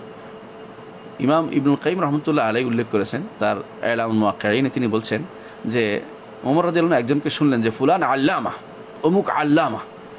উনি বললেন যে আল্লামা কী জিনিস, কী জন্য আল্লামা বলতে সে নসব সম্পর্কে ভালো জানে, তারাও তো আর জ্ঞানী। বলছে ওমর রাদিয়াল্লাহু আনহু বললেন যাকা ইলমুন লা ইয়াদুররু জাহলুহু ওয়ালা ইয়ানফা ইলমুহু, এটা এমন এক জ্ঞান যে জ্ঞান জানলেও কোনো লাভ নাই, না জানলেও কোনো ক্ষতি নেই। অর্থাৎ বোঝা গেল যে যেটা জ্ঞানের জিনিস নয় সেটাকে আলেম বা জ্ঞানী এভাবে বলাটা ঠিক নয়। এই জন্য সবচেয়ে বড় জাহেল হচ্ছে ওই ব্যক্তি যে ব্যক্তি দিন সম্পর্কে, আল্লাহ সম্পর্কে, রাসূল সম্পর্কে জানেনি। জ্ঞানী হচ্ছে ওই ব্যক্তি যার মধ্যে তিনটি জিনিস পাওয়া যাবে। যে ব্যক্তি আল্লাহ সম্পর্কে জেনেছে, আকীদা পরিশুদ্ধ করেছে, যে ব্যক্তি আল্লাহ সম্পর্কে জানে। দুই নম্বর হচ্ছে যে ব্যক্তি রাসূলুল্লাহ সাল্লাল্লাহু আলাইহি ওয়াসাল্লাম সম্পর্কে জেনেছে সেই ব্যক্তি জ্ঞানী। 3 নম্বর হচ্ছে যে ব্যক্তি আল্লাহর দ্বীন সম্পর্কে জেনে, ইসলাম সম্পর্কে জেনেছে সেই ব্যক্তি জ্ঞানী। এর বাইরে যত বড় জ্ঞানী হোক না কেন, তো সেটা আল্লাহ তাআলা এক জ্ঞান বলেছে, ইয়ালামুনা যাহিরা মিন হায়াতিদ দুনিয়া ওয়া হুম আনিল আখিরাতি হুম গাফিলুন। দুনিয়ার জীবন সম্পর্কে তারা ভালোই জানে, আখিরাত সম্পর্কে তারা গাফেল, অর্থাৎ এইটাকে তারা আল্লাহ তাআলা জ্ঞান হিসেবে বিবেচনা করেন নাই। এই জন্য এই জ্ঞানের আমাদের আসলে এলমি কোনো সত্যিকার জ্ঞান নয়, এটা হচ্ছে দুনিয়ার জীবন চালানোর জন্য দরকার হয় জন্য। এই জন্য আজ যারা বিভিন্নভাবে অমুক প্রফেসর, অমুক এই অমুক সেই, যারা দিন সম্পর্কে জানে না, আমাকে বলতেই হচ্ছে ডক্টর মোহাম্মদ শহীদুল্লাহ সেই বাণীটি তিনি বলেছেন, তুমি এই করেছো সেই করেছো কিন্তু আল্লাহ সম্পর্কে জানোনি, তুমি জাহেল মূর্খ। সেই কথাটাই ঠিক। যে ব্যক্তি আল্লাহ সম্পর্কে জানেনি, রাসূলুল্লাহ সাল্লাল্লাহু আলাইহি ওয়াসাল্লাম সম্পর্কে জানেনি, এবং যে ব্যক্তি দিন সম্পর্কে জানেনি, তবে জানাটা যথেষ্ট না, শুদ্ধ জানাটা হতে হবে, শুদ্ধ জানতে হবে। এই জন্য আল্লাহ তাআলা কোরআনে কারীম বলেছেন, ইন্নামা ইয়াখশাল্লাহা মিন ইবাদিল উলামা। যারা আল্লাহর খাশিয়া আসে, জানার পরে আল্লাহর ভয় যাদের অন্তরে আসে, এবং যারা আজে বাজে ফতোয়া দিয়ে বেড়ায় না, যারা মিথ্যা হাদিস বর্ণনা করে না, যারা হারামের মধ্যে নিজেকে লিপ্ত রাখে না, এবং এই সমস্ত মানুষগুলি হচ্ছে সত্যিকারের জ্ঞানী। জ্ঞানী কাদের দেখতে হলে আপনি হাবরুল উম্মাহ সাহাবায়ে কেরামের দিকে তাকান, তারা জ্ঞানী। রাসূলুল্লাহ সাল্লাল্লাহু আলাইহি ওয়াসাল্লাম বলেছেন, তাই আব্দুল্লাহ ইবনে মাসউদ রাদিয়াল্লাহু আনহু সম্পর্কে, কুনাইয়ুফুন মুলিয়া ইলমান, যে ছোট্ট একটা জিনিস কিন্তু এলেমে ভর্তি। বাহ, সুবহানাল্লাহ। রাসূল জিজ্ঞেস এলেম কাকে বলে শিখিয়ে দিচ্ছেন, কাকে বাদে এলেম আছে। হ্যাঁ, সাহাবায়ে কেরাম একে অপরকে বলতেন, আব্দুল্লাহ ইবনে মাসউদকে দেখিয়ে যে ওমর রাদিয়াল্লাহু আনহু বলতেন কুনাইয়ুফুন মুলিয়া ইলমান। রাসূলুল্লাহ সাল্লাল্লাহু আলাইহি ওয়াসাল্লাম আব্দুল্লাহ ইবনে মাসউদ রাদিয়াল্লাহু আনহু সম্পর্কে বলেছেন, হ্যাঁ এটা রাসূলুল্লাহ সাল্লাল্লাহু আলাইহি ওয়াসাল্লাম বাণী না, প্রথমটা যে এটা বাণী রাসূলুল্লাহ সাল্লাল্লাহু আলাইহি ওয়াসাল্লাম বলেছেন যে আব্দুল্লাহ ইবনে মাসউদ যেটা খুশি আমি সেটাতে খুশি, এটা হাদিস রাসূলুল্লাহ সাল্লাল্লাহু আলাইহি ওয়াসাল্লাম। হ্যাঁ, আমি ওটা ওমর রাদিয়াল্লাহু আনহুর কথা বলতে গিয়ে আব্দুল্লাহ ইবনে মাসউদ কথা রাসূলের কথা বলে ফেলছি। কুনাইয়ুফুন মুলিয়া ওমর রাদিয়াল্লাহু আনহুর কথা। হ্যাঁ, এটা যে ওমর রাদিয়াল্লাহু আব্দুল্লাহ ইবনে মাসউদ সম্পর্কে বলছেন যে কুনাইয়ুফুন মুলিয়া ইলমান, যে ছোট একটা ভান্ডার কিন্তু এলেমে ভর্তি, এলেমে ভর্তি। এর অর্থ হচ্ছে যে এই এলেম হচ্ছে যেটা আল্লাহ সম্পর্কে সঠিক জ্ঞান দিবে আপনাকে, আল্লাহ সম্পর্কে সত্যিকার জ্ঞান দিবে। সত্যিকার জ্ঞান শিখতে হলে সাহাবায়ে কেরামের নীতি অনুসরণ করতে হবে, তাবেঈনদের নীতি অনুসরণ করতে হবে, ইমামদের নীতি অনুসরণ করতে হবে। ইমামরা আপনার পরীক্ষিত ইমাম, যারা হাদিসের ইমাম, পরীক্ষিত ইমাম হচ্ছে ফিকহের ইমাম, পরীক্ষিত ইমাম হচ্ছে তাফসিরের ইমাম, এদের নীতি যারা অনুসরণ করে চলবে তারা পরীক্ষিত ইমানের মধ্যে, তারা এই জ্ঞান থেকে শূন্য। তারা দুনিয়ার যত জ্ঞানী হোক না কেন, যত তারা তর্কশাস্ত্র শিখুক না কেন, যত তারা দর্শন শিখুক না কেন, এগুলি কোনো জ্ঞানের কিছু নয়, এগুলো হচ্ছে ভণ্ডামি। এগুলি থেকে দূরে থাকতে হবে, এগুলি শেখা উচিত। এগুলি না শেখাটা হচ্ছে ইন্না মিনাল ইলমি, এলমের অন্তর্ভুক্ত হচ্ছে এগুলি না শেখা। এগুলি শিখলে আপনার এলমকে নষ্ট করবে, আপনার সুস্থ যে এলম আছে সেটাকে তারা নষ্ট করে দিবে। এই জন্য সেটা থেকে দূরে থাকবেন। আর জ্ঞানীদের পরিচয় আপনি বলেছি, ব্যবহার কেমন হবে? জ্ঞানীদের সবচেয়ে বড় ব্যবহার হবে, আমরা অনেকে মনে করি তাই যত বিনয়ী হবে তত বুঝি জ্ঞান বেশি হবে, কথা ঠিক নয়। ইমাম মালিক রহমতুল্লাহ আলী আপনারা জানেন, তার মজলিসে কেউ উল্টাপাল্টা করলে বের করে দিতেন। এটা তাহলে কঠোরতা দরকার আছে জ্ঞানী সবসময় আপনার ব্যবহারের কারণে একবারে তুলো হয়ে যাবে, আপনি তাকে হুতু খাবেন, এইসব কারবার জ্ঞানীদের মধ্যে আপনি মনে করা ঠিক নয়। জ্ঞানীর কাজ হচ্ছে যেখানে যেটা প্রয়োজন সেটা ব্যবহার করবেন। যখন দেখবেন যে এখানে এই লোককে দাওয়াতের জন্য নরম পদ্ধতি অবলম্বন করবেন, যখন দেখবেন যে এই লোকটি বিভ্রান্ত হিসেবে বলবেন, এটা হচ্ছে জ্ঞানীর কাজ। জ্ঞানী কখনো চুপ থাকবে না, জ্ঞানী হক কথাটা বলবে। ওমর রাদিয়াল্লাহু আনহু সাবিক আইসা উল্টা পাল্টা করোনা এতে লাগাচ্ছে, বলছে লাঠি দিয়ে পিটাইয়া সোজা করি, মাথার মধ্যে পিটানো শুরু করছে, বলে কি এখন গেছে, বলে আমি এখন সুস্থ হয়ে গেছি। সুতরাং ওমর রাদিয়াল্লাহু আনহুর মতো এত বড় জ্ঞানী হন যে অন্যায়ের বিরুদ্ধে আর না তকবিল হক ওয়াস সাওয়াব, হক ওমর ইবনুল খাত্তাব হকের ব্যাপারে কোনো ছাড় দিতেন না। তিনি উম্মতের মধ্যে শ্রেষ্ঠ জ্ঞানী। আবু বকর রাদিয়াল্লাহু আনহু তিনি আল্লাহর সাথে সম্পর্কের ক্ষেত্রে সবচেয়ে বেশি জ্ঞানী, অর্থাৎ নরম প্রকৃতি আল্লাহর সাথে ছিলেন, কিন্তু আসাদ্দুম ফি আমরিল্লাহ, আল্লাহর দ্বীনের ব্যাপারে কোনো ছাড় তিনি দেননি। সামান্য যারা বলেছে তাকে যে এই মুহূর্ত অপেক্ষা করেন, শুধুমাত্র পরে করেন যা এই যুদ্ধটা, তিনি তা তো রাজি হননি। বলছে যেই জিনিস, যেই জাইশকে, যেই সেনাবাহিনীকে রসুল পাঠিয়েছেন আমি পিছনের দিকে ফেরাতে পারবো না, সবাই বিরোধিতা করে তিনি পাঠিয়েছেন। এত নরম পুরম মনে করে যে কিছু যুদ্ধ করবে না, ঘরে বসে থাকবে আরামে কেবল জিকির আজকার করবে, এরাই জ্ঞানী, এই জাতীয় মনে করার কোনো কারণ নেই। জ্ঞানী কাকে বলে? সাহাবায়ে কেরাম থেকে সেটার সংজ্ঞা আমাদেরকে নিতে হবে। সেটা হচ্ছে অবশ্যই আল্লাহ সম্পর্কে সঠিক বিশ্বাসী হতে হবে এবং ব্যবহার করতে হবে। আল্লাহর কোনো কিছু লঙ্ঘন হলে, শরীয়ত লঙ্ঘন হলে, সেখানে রাসূলুল্লাহ সাল্লাল্লাহু আলাইহি ওয়াসাল্লাম যেভাবে কঠোর হতেন, সেরকম কঠোর যারা হতে পারে তারা জ্ঞানী। রাসূলুল্লাহ সাল্লাল্লাহু আলাইহি ওয়াসাল্লাম কঠোর হতেন, যখন দেখতেন যে আল্লাহর বিধান পরিবর্তন হচ্ছে তখন তিনি দাঁড়িয়ে যেতেন, তিনি বলতেন, খুতবা দিতেন, ভাষণ দিতেন, তার চোখ থেকে আগুন ঠিকরে মাতার মতো অবস্থা হতো, তার গরম চক্ষু লাল হয়ে যেত। তিনি বলতেন যে মা বালু আকওয়ামিন, কিছু মানুষের কি হলো যারা এরকম শর্ত দেয়, এরকম শর্ত যে আল্লাহর কিতাবে নেই, কঠোরভাবে বলতে। সুতরাং যেখানে আল্লাহর বিধান লঙ্ঘিত হয় সেখানে যারা কঠোর হতে পারেন, যেখানে সাধারণ মানুষের সাথে যারা নরম হতে পারেন, তারাই হচ্ছে সত্যিকারের জ্ঞানী। এরকম মানুষের আজ অভাব রয়েছে। আল্লাহর কাছে দোয়া করে আল্লাহ যেন সেরকম জ্ঞানী হিসেবে মানুষকে তৈরি করে দেন, এবং এরকম জ্ঞানী মানুষ আপনাদের সবাইকে তৈরি করে দেন, এবং এরকম জ্ঞানী দ্বারাই শুধুমাত্র দিন টিকে থাকবে। আর যারা সব জায়গাতেই আপনাকে মনে করতে পারেন যে সব কিছু ছাড় প্রবণতার মাধ্যমে এটাকে জ্ঞানের প্রভাব মনে করছে এবং এটার দ্বারাই মনে করে দিন প্রসার লাভ, তারা বিভ্রান্ত আছেন। এই বিভ্রান্তি দ্বারা কখনো ইসলাম প্রসার লাভ করে না। একটু চিন্তা করুন, আব্দুল্লাহ ইবনে ওমর রাদিয়াল্লাহু আনহু, তাকে জানানো হলো যে কিছু মানুষ তাকদীর অস্বীকার করছে। তিনি তখন অন্ধ হয়ে গিয়েছিলেন। তিনি বলেন যে লোকটাকে ধরে আনো, তার আমি নাক ছিঁড়ে ফেলবো। কত কঠোর কথা বলেছেন, চিন্তা করে দেখছেন। লোকটাকে ধরে আনো, আমি তার নাক ছিঁড়ে ফেলবো, কামড়াই নাক ছিঁড়ে ফেলবো। মানে যেহেতু তার ধরতে পারতেছেন, এই জন্য দেখতে পাচ্ছে না।